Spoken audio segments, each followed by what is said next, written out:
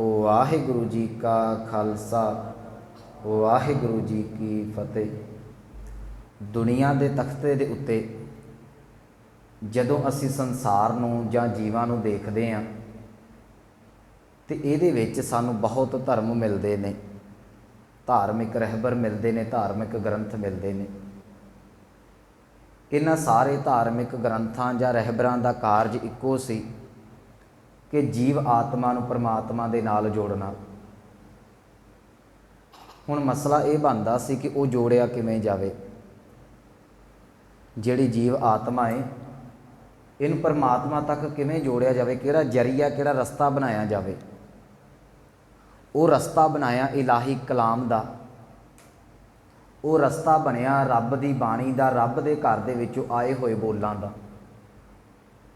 जदों जीव आत्मा जदों इंसान रब दे घर दे विचों आए होए बोलां नूं भावना दे नाल पढ़दा है, उहनूं सरवण करदा है ते एक दिन वो बोलां नूं पढ़दा होया सरवण करदा करदा परमात्मा दे विच अभेद हो जांदा है। हुण अगला सवाल ये है कि ये बोल कित्थों प्रगट हुंदे ने?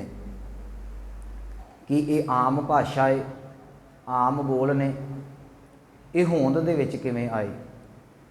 ये तो आपां थोड़ा जिहा पिछे जाना पवेगा। सब तो पहलां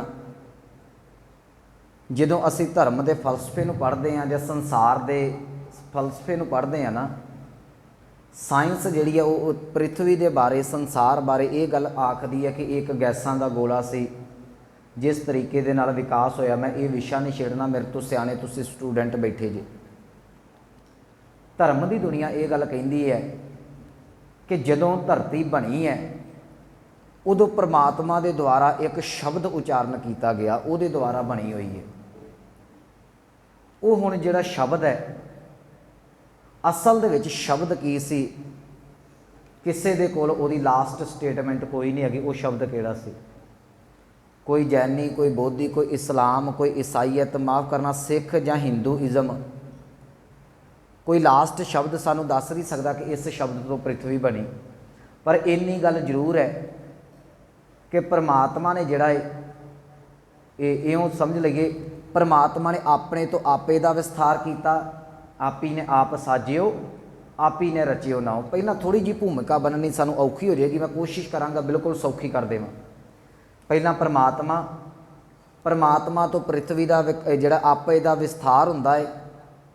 उस तो बाद परमात्मा ने जो सृष्टि साजनी है, उन्होंने साजन वास्ते एक हुक्म की लौड़ पैंदी है।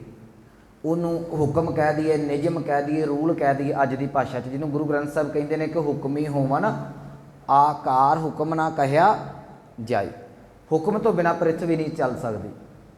अगली बेनती, जो वो हुक्म है वो हुक्म की सी? वो एक शब्द रूप दे विच हुक्म से, जिन्होंने गुरु नानक साहब कहते हैं कीता पसाओ एको कवाओ तिसते होए लख दरियाओ। कवाओ शब्द साडा माझे दा है, क्योंकि बच्चे दूर दुराडे तो ये अमृतसर का शब्द है, बोल इहदा अर्थ है। परमात्मा दे वल्लों एक शब्द उचारण किया गया, उस शब्द के नाल ही जिहड़ी सी पृथ्वी की होंद बन गई। इहदे नाल ही जिहड़े सन जीव जंतु हर प्रकार का जो असी देखते हैं ये सारा कुछ उत्पन्न हो गया। इनू साइंस नहीं मनेगी पर इनू गुरमत मनती पई है। सो एक शब्द के नाल जदों ये सारी पृथ्वी का विकास होया, तिसते होए लख दरियाओ, जीव जंतुओं के, मनुखों के, पशु पंछियां 84 लख जूनां के मानो हड़ां दे हड़ आ गए। उस तो बाद मनुख ने जदों 84 लख जूनां तो बाद संसार दे विच विचरण का यतन किया तो इहदियां कुछ लोड़ां सन। जदों आदम मानवी सी, जदों ये जंगलों च रहिंदा सी, ठीक है, उदों इनू बुद्धि ने बहुता विकास नहीं सी कीता, पर भुख तो लगती सी ना, प्यास तो लगती सी ना। सो इन्हें अपने अंदर की भावना नूं जिहड़ा प्रगट करने वास्ते इशारे बनाए सब तो पहला, जिन्हों अज असीं साइन कहने आ। इशारियां दे राहीं मनुख ने अपनियां जिहड़ियां गल्लां ने लोकां तक पहुँचाउण दा यतन कीता।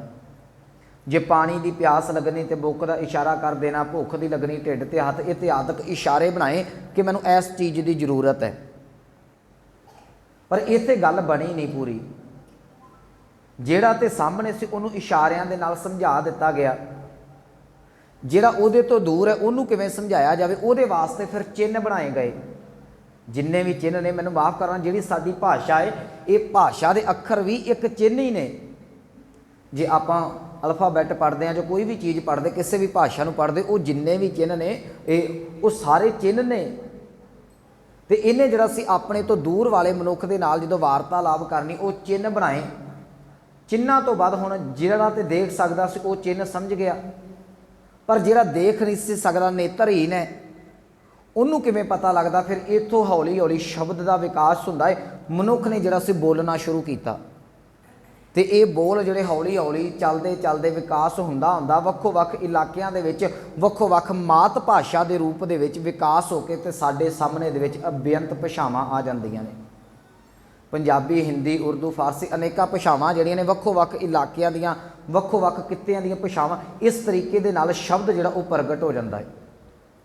हुण शब्द प्रगट हो चुका है, मनुख की बुद्धि जिहड़ी विकास कर चुकी है, इनू चंगे ते माड़े की परख का पता लग गया, पर इहदा जिहड़ा मन है वो अजे भी उत्थे खलोता होया कि जिहड़ियां मेरियां मुੱਢਲੀਆਂ लोड़ां ने वो कित्थों उन्हां दी प्राप्ति होवेगी, उन्हां दी पूर्ति कित्थों होवेगी। उस पूर्ति नूं लैके मनुख ने जिहड़ा सी कुछ अलौकिक शक्तियां नूं जिहड़ा सी वो अपने मन दे विच गैस करके बैठ गया, अलौकिक शक्तियां बना के बैठ गया। ये जिहदे विचों जे इहनूं ठंड लगी इन्हें पत्थर नाल पत्थर रगड़िया तो अग की खोज हुई है तो अग सी, पर इन्हें अग नूं जिहड़ा सी बसंतर देवता मन के उन्होंने पूजना शुरू कर दिता, क्योंकि अग तो खाना पकदा सी, अग तो निग मिलदा सी, सेक मिलदा सी, सियाल दे विच समा कटना सौखा सी। इनू प्यास लगी, पानी की खोज हुई तो इन्हें जिहड़ा सी पानी नूं जिहड़ा सी वो भी इंद्र देवते के रूप दे विच जां जल देवते के रूप दे विच प्रगट कर दिता। आम जिहड़ी वसों नहीं सी हुंदी, सार पासे जिहड़ा सी वो जंगल बियाबान सी, जदों जदों सूरज नूं वेखना सोझी नहीं सी इहदे सामने, फिर जिहड़ा है सूरज देवता आ गया। इस तरीके दे नाल मनुख ने देवतियां नूं पूजना शुरू कर दिता। आप नूं ख्याल होवेगा बहुत साडे कोल जिहड़े पेड़ पौधे ने ना ये सानूं रात नूं ऑक्सीजन नहीं दिंदे। इन्हां दे विचों एक पिपल है जिहड़ा सानूं रात नूं ऑक्सीजन दिंदा है। ये आम करके पिंडां दे विच जां लोकां ने वसों दे विच इहदे लागे रात नूं सौना, एक हवा ठंडी आउणी, एक ऑक्सीजन मिलनी, साह सौखा रहना, इन्हें पिपल नूं भी पूजना शुरू कर दिता। इस तरीके दे नाल कुछ लोड़ां नूं पूजना शुरू कर दिता, कुछ चीज़ां तो इन्हें डर के पूजना शुरू कर दिता। जिवें जे सप हो गया, सप की पूजा शुरू हो गई, हुण सप डंग मारदा है, मनुख मरदा है जहर दे नाल, इन्हें सप नूं भी पूजना शुरू कर दिता।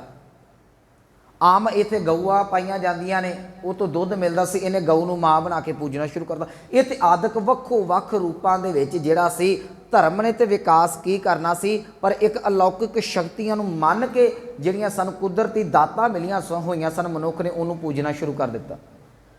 जदों ये पूजना शुरू किया ना तो खास करके हिंदुस्तान की धरती वालियां दा बड़ा सुभाਅ जी, असीं विहले रहना बड़ा पसंद करते हैं, सानूं कोई काम ना कवे। हुण इहदे विचों फिर धर्म के ठेकेदार पैदा होंदे ने। उन्होंने की कीता जी, इन्हां लोकां नूं कंट्रोल किया। अज भी बहुत सारे लोगों नूं साडा कानून जिहड़ा वो कंट्रोल करदा है। तुसीं कोई गलत काम करदे जे, कोई गलत हरकत कीती है तो कानून बैठा है वो तुहानूं सज़ा देवेगा।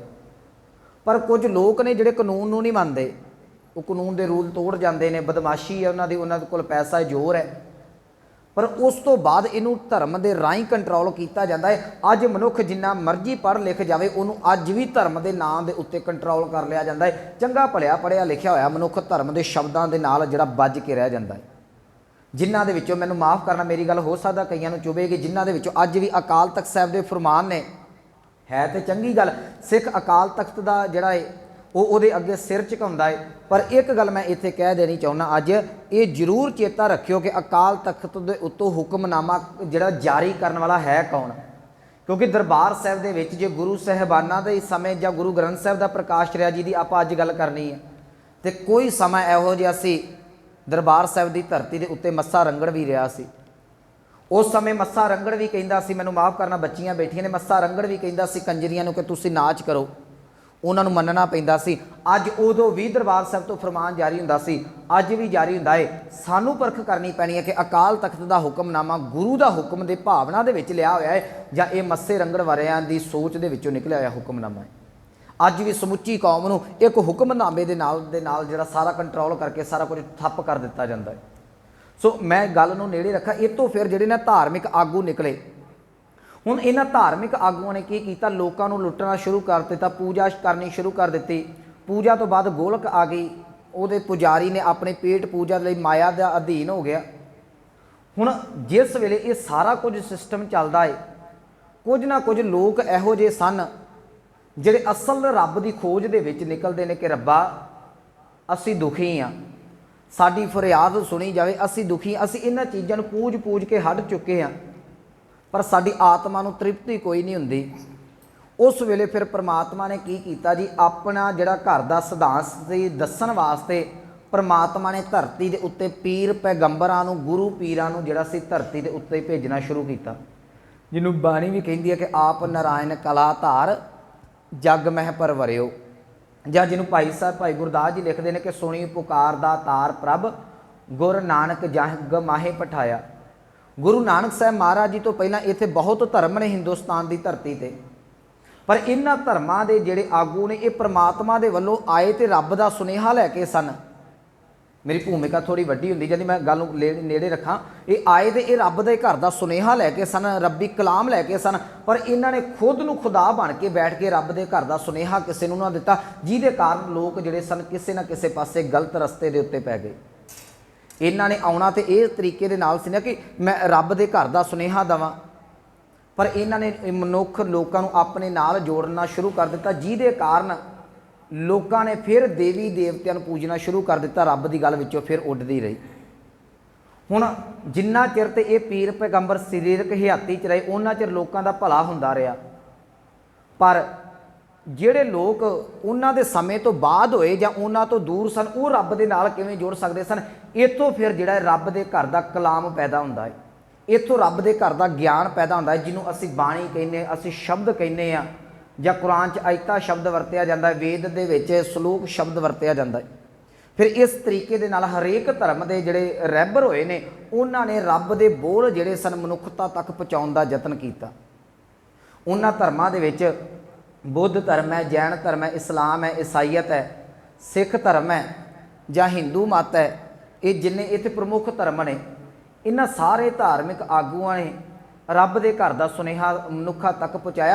पर इत्थे एक मुश्किल पैदा हो गई।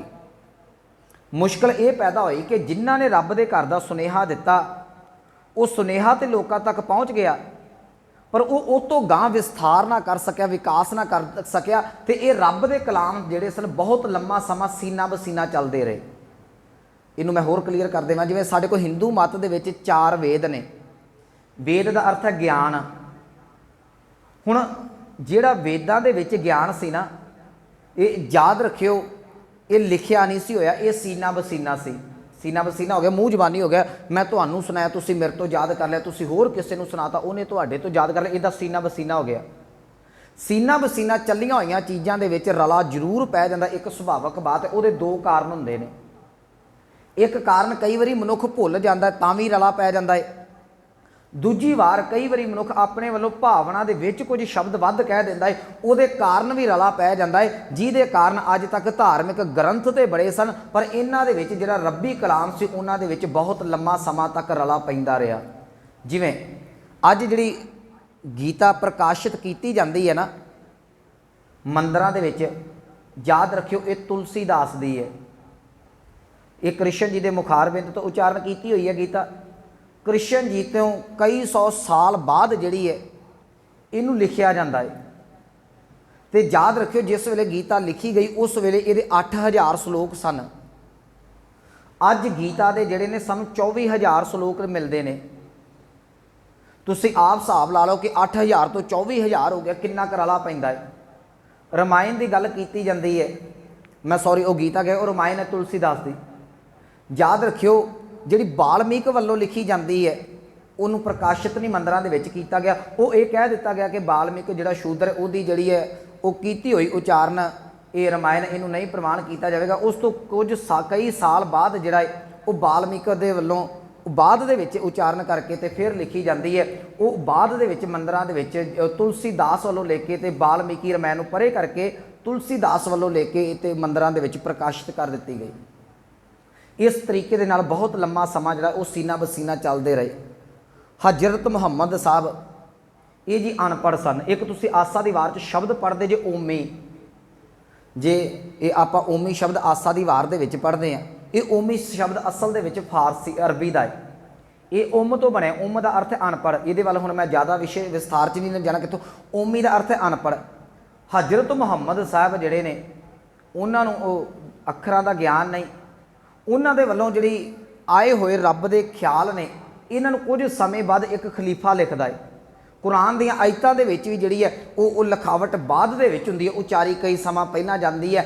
बुद्ध मत दे विच महात्मा बुद्ध दे वल्लों जिहड़ियां सिक्ख्यावां ने, महात्मा बुद्ध दे वल्लों जिहड़ियां उच्चारण कर दित्तियां गईयां, समझा दित्तियां गईयां, ते कई सौ साल बाद उन्हां नूं रिटन दे विच जिहड़ा सी लिख के सामने रखिया गया। इस तरीके दे नाल कुरान हो गई, इस तरीके नाल जिहड़े ने वेद हो गए, इस तरीके दे नाल बाइबल हो गई। ये जिन्ने भी धार्मिक ग्रंथ ने ये कुछ समय बाद चलते गए तो सीना बसीना चलन करके इन्हां दे विच रला पै गया। मैं एक छोटी जी उदाहरण दे देना, कई बार मन च आवेगा जी किवें रला पै सकदा है। गुरबाणी दा एक पंक्ति नाल तुहाडे नाल सांझ कर देवां। एक पहला मैं देसी उदाहरण दे देना। मान लो कोई मनुख तुरिया जा रहा है, तुसीं उहनूं कहिंदे जी रोको मत जाने दो, समझियो, रोको मत जाने दो, इहदा अर्थ है भी भाई इहनूं रोक दो, जान ना दिओ किते। इहो शब्द ने विश्राम तुसीं चेंज कर दिओ, रोको मत जाने दो, अर्थां दा जमीन आसमान का अंतर पै जांदा है। फर्क पै गया ना। सीना बसीना चलियां होईयां चीज़ां दे विच अंतर पै जांदा सी। जिवें एक अमृत बचन बाणी च आउंदा जी, गुर अर्जन घर गुर रामदास भगत उतर आयो, भट्टां दा सोईया है। पर जे इहदा तुसीं विश्राम चेंज कर दिओ, गुर अर्जन घर गुर रामदास भगत उतर आयो, तो वह प्यो का पिता, ये प्यो का पुत्र तो पुत्र का पिता बन जाएगा। ये सारा ही इतिहास जिहड़ा हिस्टरी चेंज हो जाएगी। इस करके जिहड़ा रब्बी कलाम सी उहनूं लिखना अत लाजमी सी। आखिर मैं गल नूं नेड़े रखां, इस तरीके दे नाल रब्बी कलाम जिहड़ा सीना बसीना चलदा गया। जिस वेले गुरु नानक साहब महाराज जी का 1469 दे विच प्रकाश हुंदा है, उस तो पहला इत्थे धर्म बहुत ने, उस तो पहला इत्थे धर्म के ग्रंथ बहुत ने। पर मुश्किल ये गल दी सी कि सिमरत शास्त्र पुन पाप विचार दे तत्तै सार ना जानी, ये असली तत्त तक पहुँच ना सके। इन्हां ने रब दे घर की गल की करनी सी, इन्हां ने रब दे घर का सुनेहा की देना सी। उल्टा इन्हां ने जिहड़ा सी मनुख नूं जिहड़ा सी वर्ण वंड दे विच वंड दिता होया। आ जिहड़े असीं 4 वर्ण बनाए ने ना, हिंदू खत्तरी शूद्र ते ब्रह्म वैश, ये उहदे बनाए हुए ने। मनु सिमरती दे 27 सिमरतियां ने हिंदू मत दियां, उन्हां चों एक मनु सिमरती उहदी वर्ण वंड कीती हुई है। तो जिहड़ा ज्ञान तुहानूं वर्ण वंड दे विच जिहड़ा ज्ञान तुहाडे अंदर भेद भाव पैदा कर देवे, वो रब दे घर दा ज्ञान नहीं असीं प्रमाण कर सकते। एक उदाहरण दे देवां, सूरज चढ़दा है कि सूरज कहिंदा कि मैं अज गरीब नूं जिहड़ा है वो धुप्प नहीं देनी, अमीर वास्ते धुप्प है। सूरज की गरमैश सारिਆਂ वास्ते बराबर है। चंद्रमा की जिहड़ी ठंडक है सारिਆਂ वास्ते है। बरसात का पानी सारिਆਂ वास्ते है। वगदी हुई हवा जिहड़ी सारिਆਂ वास्ते है। तो जद रुख रब दे घर का ज्ञान भी सारिਆਂ वास्ते। ये साडे घर का सिद्धांत है कि खत्तरी ब्राह्मण सूद वैश उपदेश 4 वर्णा को साझा। इत्थे सारिਆਂ नूं साझा उपदेश दिता जाता है। इत्थे कोई भी आ सकता है, सानू कोई इतराज़ नहीं। अज तक तुसीं किसी धार्मिक ग्रंथ नूं पढ़ो, कुरान नूं पढ़ो, तुहानूं उहदे विच राम शब्द नहीं मिलेगा। वेदां नूं पढ़ो, उहदे विच अल्लाह शब्द नहीं मिलेगा। भाव इस्लामी मत दे विच हिंदू इजम का कोई शब्द नहीं मिलता। हिंदू ग्रंथां दे विच इस्लामी मत का शब्द नहीं मिलता। गुरु ग्रंथ साहिब महाराज जी की बाणी जिहड़ी है, इहदे विच तुहानूं राम शब्द भी मिलता है, तो अल्लाह शब्द भी मिलता है। इत्थे कोई बंगाली भी बोलता है, इत्थे कोई मराठी भी बोलता है।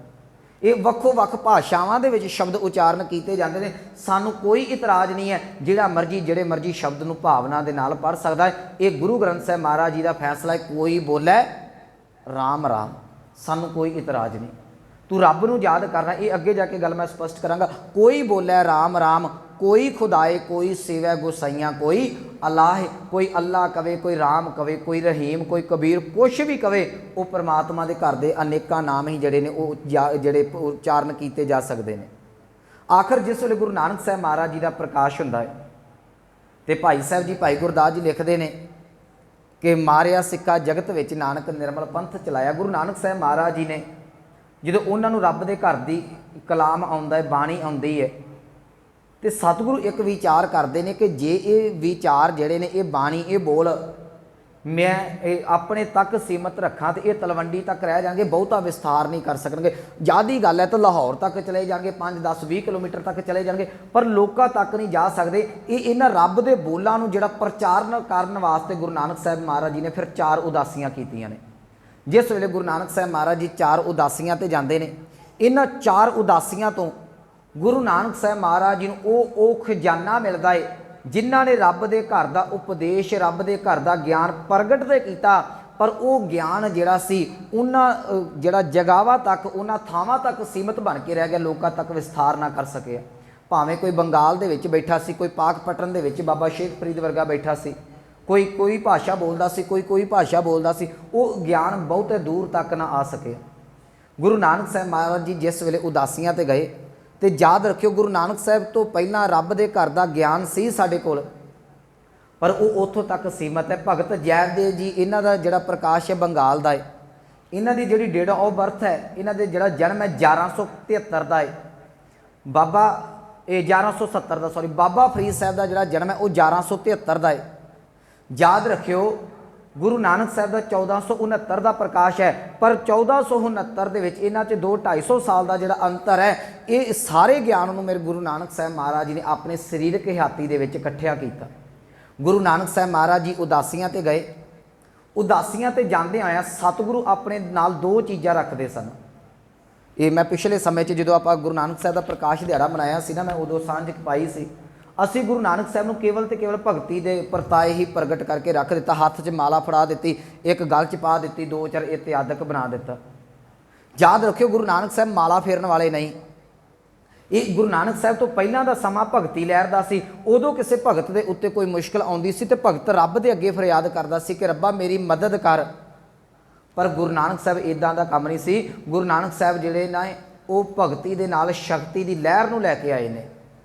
ये उदाहरण भाई साहब दी रचना चो मिलती है जी। एक अमृत बचन भाई गुरदास जी का कि आसा हथ किताब कश, आसा का अर्थ है डंडा। गुरु नानक साहब महाराज जी 4 उदासियां ते जांदे ने, सारे कई बारी बोलां दे नाल नहीं मंनदे हुंदे, कईयां दे पासे भी सेकने पैंदे ने, है ना, लूण कईयां नूं देना ही पैंदा हुंदा।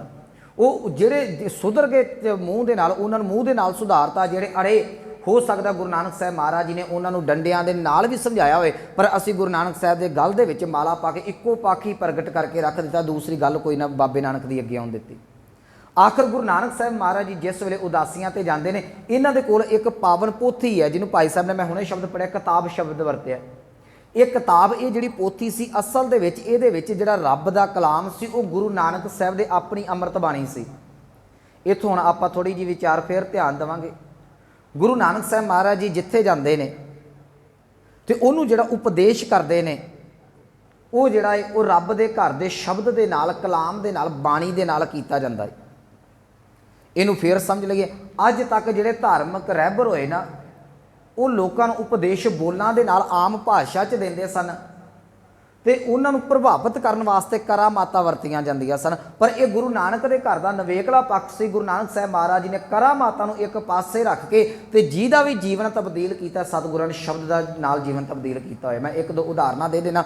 गुरु नानक साहब महाराज जी सज्जन ठग दे कोल जांदे ने, इक्के रात दे विच सज्जन ठग दा जीवन बदलिया जांदा। इत्थे आपां साखी सांझी कीती होई है, पर इत्थे इदां तो नहीं ना सतगुरां ने कहा भी वेख सज्जना तू ये काम छड्ड दे, क्यों ठगियां ठोरियां मरदा, इदां दी तो कोई गल ही नहीं हुई। सतगुरां ने भाई मरदाना जी नूं कहा, मरदानिया रवाब छेड़ बाणी आई है, जां 2 बोल मिलते हैं, जां ये गल सतगुरु कहिंदे ने सन मरदानिया रवाब छेड़ खुदा की सिफत करिए। भाई मरदाना जी ने रवाब छेड़ी। गुरु नानक साहब जी अमृत बाणी का बचन उचारण करते हैं कि उजल कैहां चिलकना घोटिम कालड़ी मस, धोतियां जूठ ना उतरै जे सौ धोवां। तिस ये शब्द सुनदियां सार ही सज्जन जिहड़ा ठग सी वो वाकई असल का सज्जन बन गया। गुरु नानक साहब ने जिन्नियां दा भी जीवन बदलिया, वो सारियां दा सारा जिहड़ा जीवन सी अमृत बाणी दे नाल, रब्बी बोलां दे नाल बदलण दा यतन कीता।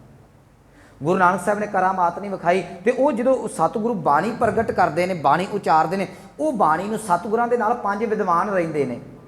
असीं ते भुलेखे ही कौम दे विच इन्ने कपा दित्ते ना, बड़ियां गल्लां मैनूं अज स्पष्ट करनियां पैणीਆਂ ने। असीं ते यह कह दिता जी भाई मनी सिंह दे बंद तां कट्टे गए भी उन्होंने बाणी दे गुटके बनाए सन। ये बिल्कुल गलत है। गुटके जिहड़े ने बाणी जिहड़ी गुरु नानक साहब महाराज जी ते वेले तो लिखी जाती सी ਜਿਹੜਾ ਸ਼ਬਦ ਗੁਰੂ ਨਾਨਕ ਸਾਹਿਬ ਮਹਾਰਾਜ ਜੀ ਉਚਾਰਦੇ ਸਨ ਉਹ ਸੱਜਣ ਠੱਗ ਦੇ ਕੋਲ ਸ਼ਬਦ ਉਚਾਰਨ ਕੀਤਾ, ਜਿਹੜੀ ਆਪਾਂ ਉਦਾਹਰਨ ਲਈ ਹੈ ਉਹਨੂੰ ਤੇ ਦੇ ਦਿੱਤਾ, ਪਰ ਉਹਦੀ ਇੱਕ ਕਾਪੀ ਜਿਹੜੀ ਸੀ ਕਰਕੇ ਗੁਰੂ ਨਾਨਕ ਸਾਹਿਬ ਨੇ ਆਪਣੀ ਕੋਲ ਜਿਹੜੀ ਪੋਥੀ ਸੀ ਉਹਦੇ ਤੇ ਲਿਖ ਲੈਂਦੇ ਸਨ।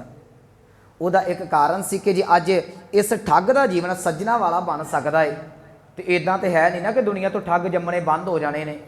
ਆਖਰ ਉਹ ਬਾਣੀ ਨੂੰ ਸਤਿਗੁਰਾਂ ਨੇ ਆਪਣੇ ਨਾਲ ਲੈ ਲਿਆ। ਉਹ ਫਿਰ ਬਾਣੀ ਦਾ ਇੱਕ ਸੰਗ੍ਰਹਿ, ਜਿਹੜਾ ਸ਼ਬਦਾਂ ਦਾ ਸੰਗ੍ਰਹਿ ਬਣਦਾ ਗਿਆ। ਗੁਰੂ ਨਾਨਕ ਸਾਹਿਬ ਮਹਾਰਾਜ ਜੀ ਨੇ ਆਪਣੀ ਸਰੀਰਕ ਹਿਆਤੀ ਦੇ ਵਿੱਚ ਜਿਹੜੇ ਨੇ ਉਹ ਜਿੰਨੀ ਵੀ ਬਾਣੀ ਉਚਾਰਨ ਕੀਤੀ 19 ਰਾਗਾਂ ਦੇ ਵਿੱਚ ਉਹਨੂੰ ਸਤਿਗੁਰਾਂ ਨੇ ਇੱਕ ਪੋਥੀ ਦੇ ਵਿੱਚ ਲਿਖ ਲਿਆ। ਇੱਕ ਦੂਸਰੀ ਉਦਾਹਰਨ ਦੇ ਦੇਵਾਂ, ਇਹਦੇ ਸਬੂਤ ਨੇ ਸਾਡੇ ਕੋਲ, ਕਿਉਂਕਿ ਕਈ ਵਾਰੀ ਇਹ ਗੱਲ ਆ ਜਾਂਦੀ ਹੈ। ਇਹ ਜਦੋਂ ਕੁਝ ਬੱਚੇ, ਹੋ ਸਕਦਾ ਕੋਈ ਐਮਏ ਦਾ ਸਟੂਡੈਂਟ ਤੁਹਾਡੇ 'ਚ ਬੈਠਾ ਹੋਵੇ ਰਿਲੀਜੀਅਸ ਦਾ, ਉਹ ਇਹ ਉਹਨਾਂ ਦਾ ਸਿਲੇਬਸ ਹੈ, ਇਹ ਵਿੱਚ ਗੱਲਾਂ ਆਉਂਦੀਆਂ ਨੇ। ਯਾਦ ਰੱਖਿਓ ਬਾਕੀ ਧਾਰਮਿਕ ਰਹਿਬਰਾਂ ਨੇ ਜਿਵੇਂ ਕ੍ਰਿਸ਼ਨ ਜੀ ਨੇ ਗੀਤਾ ਉਚਾਰਨ ਕੀਤੀ, ਉਹ ਗੀਤਾ ਦੇ ਸ਼ਲੋਕ ਉਚਾਰਨ ਕਰ ਦਿੱਤੇ ਗਏ, ਪਰ ਗੀਤਾ ਬਹੁਤ ਸਮੇਂ ਬਾਅਦ ਉਚਾਰਨ ਜਿਹੜੀ ਉਹ ਲਿਖੀ ਜਾਂਦੀ ਹੈ। ਗੁਰੂ ਨਾਨਕ ਸਾਹਿਬ ਮਹਾਰਾਜ ਜੀ ਜਿਹੜਾ ਸ਼ਬਦ ਉਚਾਰਨ ਕਰਦੇ ਸਨ ਉਸੇ ਵੇਲੇ ਲਿਖ ਲਿਆ ਜਾਂਦਾ ਸੀ। ਜਿਸ ਵੇਲੇ ਗੁਰੂ ਨਾਨਕ ਸਾਹਿਬ ਮੱਕੇ ਦੇ ਕੋਲ ਜਾਂਦੇ ਨੇ, ਉੱਥੋਂ ਦੇ ਹਾਜੀ ਇੱਕ ਸਵਾਲ ਕਰਦੇ ਨੇ, ਉਹ ਭਾਈ ਸਾਹਿਬ ਦਾ ਉਹ ਗਵਾਹੀ ਮਿਲਦੀ ਹੈ ਕਿ ਪੁੱਛਣ ਗੱਲ ਇਮਾਨ ਦੀ, ਕਾਜੀ ਮੁੱਲਾਂ ਇਕੱਠੇ ਹੋਈ ਵੱਡਾ ਸਾਂਗ ਵਰਤਾਇਆ, ਲੱਖ ਨਾ ਸਕੈ ਕੁਦਰਤ ਕੋਈ, ਪੁੱਛਣ ਫੋਲ ਕਿਤਾਬ ਨੂੰ ਹਿੰਦੂ ਵੱਡਾ ਕਿ ਮੁਸਲਮਾਨ ਹੋਈ। ਉਹ ਕਿਤਾਬ ਜਿਹੜਾ ਹੈ ਉੱਥੇ ਸ਼ਬਦ ਕਿਤਾਬ ਵਰਤੇ, ਉਹ ਅੰਮ੍ਰਿਤ ਬਾਣੀ ਦੀ ਪੋਥੀ ਹੈ ਜਿਹੜੀ ਗੁਰੂ ਨਾਨਕ ਸਾਹਿਬ ਮਹਾਰਾਜ ਜੀ ਨੇ ਰੱਬੀ ਬੋਲਾਂ ਦੀ ਆਪਣੀ ਲਿਖੀ ਹੋਈ ਹੈ। ਕਿਉਂਕਿ ਜੇ ਵੇਦ ਹੁੰਦੇ ਤੇ ਵੇਦਾਂ ਦੇ ਵਿੱਚ ਇਹ ਗੱਲ ਪੱਕੀ ਸੀ ਕਿ ਮੁਸਲਮਾਨਾਂ ਨੂੰ ਸਤਿਕਾਰ ਨਹੀਂ ਦਿੱਤਾ ਹੋਇਆ। ਜੇ ਕੁਰਾਨ ਹੈ ਇਹ ਗੱਲ ਪੱਕੀ ਹੈ, ਉਹਦੇ ਵਿੱਚ ਹਿੰਦੂਆਂ ਨੂੰ ਜਿਹੜਾ ਕੋਈ ਸਤਿਕਾਰ ਨਹੀਂ ਦਿੱਤਾ ਹੋਇਆ। ਪਰ ਇਹ ਹਾਜੀ ਪੁੱਛਣਾ ਚਾਹੁੰਦੇ ਨੇ ਕਿ ਨਾ ਮੈਂ ਹਿੰਦੂ ਦੀ ਗੱਲ ਕਰਦਾ ਨਾ ਮੁਸਲਮਾਨ ਦੀ ਗੱਲ ਕਰਦਾ, ਜਿਹੜੀ ਤੁਹਾਡੇ ਕੋਲ ਪੋਥੀ ਹੈ ਮੈਨੂੰ ਉਹਦੇ ਵਿੱਚ ਦੱਸ ਦਿਓ ਕਿ ਹਿੰਦੂ ਵੱਡਾ ਕਿ ਮੁਸਲਮਾਨ ਹੋਈ। ਪੁੱਛਣ ਗੱਲ ਇਮਾਨ ਦੀ, ਕਾਜੀ ਮੁੱਲਾਂ ਇਕੱਠੀ ਹੋਈ ਵੱਡਾ ਸਾਂਗ ਵਰਤਾਇਆ, ਲੱਖ ਨਾ ਸਕੈ ਕੁਦਰਤ ਕੋਈ, ਪੁੱਛਣ ਫੋਲ ਕਿਤਾਬ ਨੂੰ ਹਿੰਦੂ ਵੱਡਾ ਕਿ ਮੁਸਲਮਾਨ ਹੋਈ। ਮੈਨੂੰ ਦੱਸੋ ਕੌਣ ਚੰਗਾ, ਆਪਣੀ ਪੋਥੀ ਤੁਸੀਂ ਦੱਸੋ ਜਿਹੜੀ ਰੱਬੀ ਕਲਾਮ ਚੁੱਕੀ ਫਿਰਦੇ ਜੇ। ਤੇ ਗੁਰੂ ਨਾਨਕ ਸਾਹਿਬ ਨੇ ਪਤਾ ਕੀ ਕਿਹਾ, ਕਹਿਣ ਲੱਗੇ ਬਾਬਾ ਆਖੇ ਹਾਜੀਆਂ ਸ਼ੁਭ ਅਮਲਾਂ ਬਾਝੋਂ ਦੋਨੋਂ ਰੋਈ। ਇੱਕ ਗੱਲ ਯਾਦ ਰੱਖਿਓ, ਗੁਰੂ ਨਾਨਕ ਦੇ ਘਰ ਦਾ ਸਿਧਾਂਤ ਪਹੁੰਚਾਉਣਾ ਬਹੁਤ ਔਖਾ ਜੇ। ਅੱਜ ਜੇ ਕੋਈ ਸਾਡੇ ਵਰਗਾ, ਮਾਫ ਕਰਨਾ, ਕੋਈ ਸਿੱਖ ਹੁੰਦਾ ਉਹ ਕਹਿੰਦਾ ਨਹੀਂ ਜੀ ਸਿੱਖ ਚੰਗੇ ਨੇ, ਪਰ ਗੁਰੂ ਨਾਨਕ ਸਾਹਿਬ ਮਹਾਰਾਜ ਜੀ ਨੇ, ਮੈਂ ਇੱਕ ਅੱਗੇ ਜਾ ਕੇ ਉਦਾਹਰਨ ਦੇਣੀ ਹੈ, ਗੁਰੂ ਨਾਨਕ ਸਾਹਿਬ ਨੇ ਕਿਤੇ ਨਹੀਂ ਕਿਹਾ ਸਿੱਖ ਚੰਗੇ ਨੇ। ਸਤਿਗੁਰੂ ਕਹਿੰਦੇ ਜਿਹੜੇ ਰੱਬ ਦੀ ਬਾਣੀ ਪੜ੍ਹਦਾ ਹੈ, ਰੱਬ ਦੇ ਘਰ ਦੇ ਨਾਲ ਜੁੜਿਆ, ਉਹ ਮਨੁੱਖ ਚੰਗਾ। ਉਹ ਹਿੰਦੂ ਵੀ ਹੋ ਸਕਦਾ ਤੇ ਉਹ ਮੁਸਲਮਾਨ ਵੀ ਹੋ ਸਕਦਾ ਹੈ।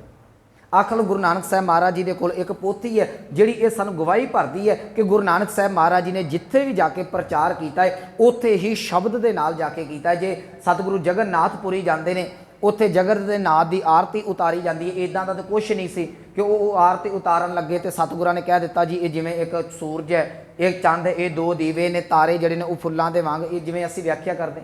ਉੱਥੇ ਵੀ ਰੱਬ ਦੀ ਬਾਣੀ ਦਾ ਸ਼ਬਦ ਹੀ ਉਚਾਰਨ ਕੀਤਾ ਗਿਆ ਕਿ ਗਗਨ ਮੈਂ ਥਾਲ ਰਵ ਚੰਦ, ਦੀਪਕ ਬਨੇ ਤਾਰਿਕਾ ਮੰਡਲ, ਜਨਕ ਮੋਤੀ, ਧੂਪ ਮਲਿਆਨ ਲੋ ਪਵਨ ਚਵਰੋ ਕਰੇ ਸਗਲ ਬਨ ਰਾਏ ਫੂਲਨ ਤੋਂ ਜੋਤੀ। ਮੇਰੇ ਕਹਿਣ ਦਾ ਭਾਵ ਜਦੋਂ ਵੀ ਰੱਬ ਦੇ ਘਰ ਦਾ ਗਿਆਨ ਕਿਸੇ ਦੇ ਜੀਵਨ ਨੂੰ ਪਲਟਣ ਵਾਸਤੇ ਗੁਰੂ ਨਾਨਕ ਸਾਹਿਬ ਮਹਾਰਾਜ ਜੀ ਨੇ ਉਚਾਰਨ ਕੀਤਾ, ਉਹ ਰੱਬ ਦੇ ਘਰ ਦਾ ਗਿਆਨ, ਉਹ ਸ਼ਬਦ, ਉਹ ਬਾਣੀ, ਉਹ ਗੁਰੂ ਨਾਨਕ ਸਾਹਿਬ ਮਹਾਰਾਜ ਜੀ ਉਚਾਰਨ ਕਰਦੇ, ਉਹਨੂੰ ਪੋਥੀਆਂ ਦੇ ਉੱਤੇ ਲਿਖ ਲੈਂਦੇ ਸਨ।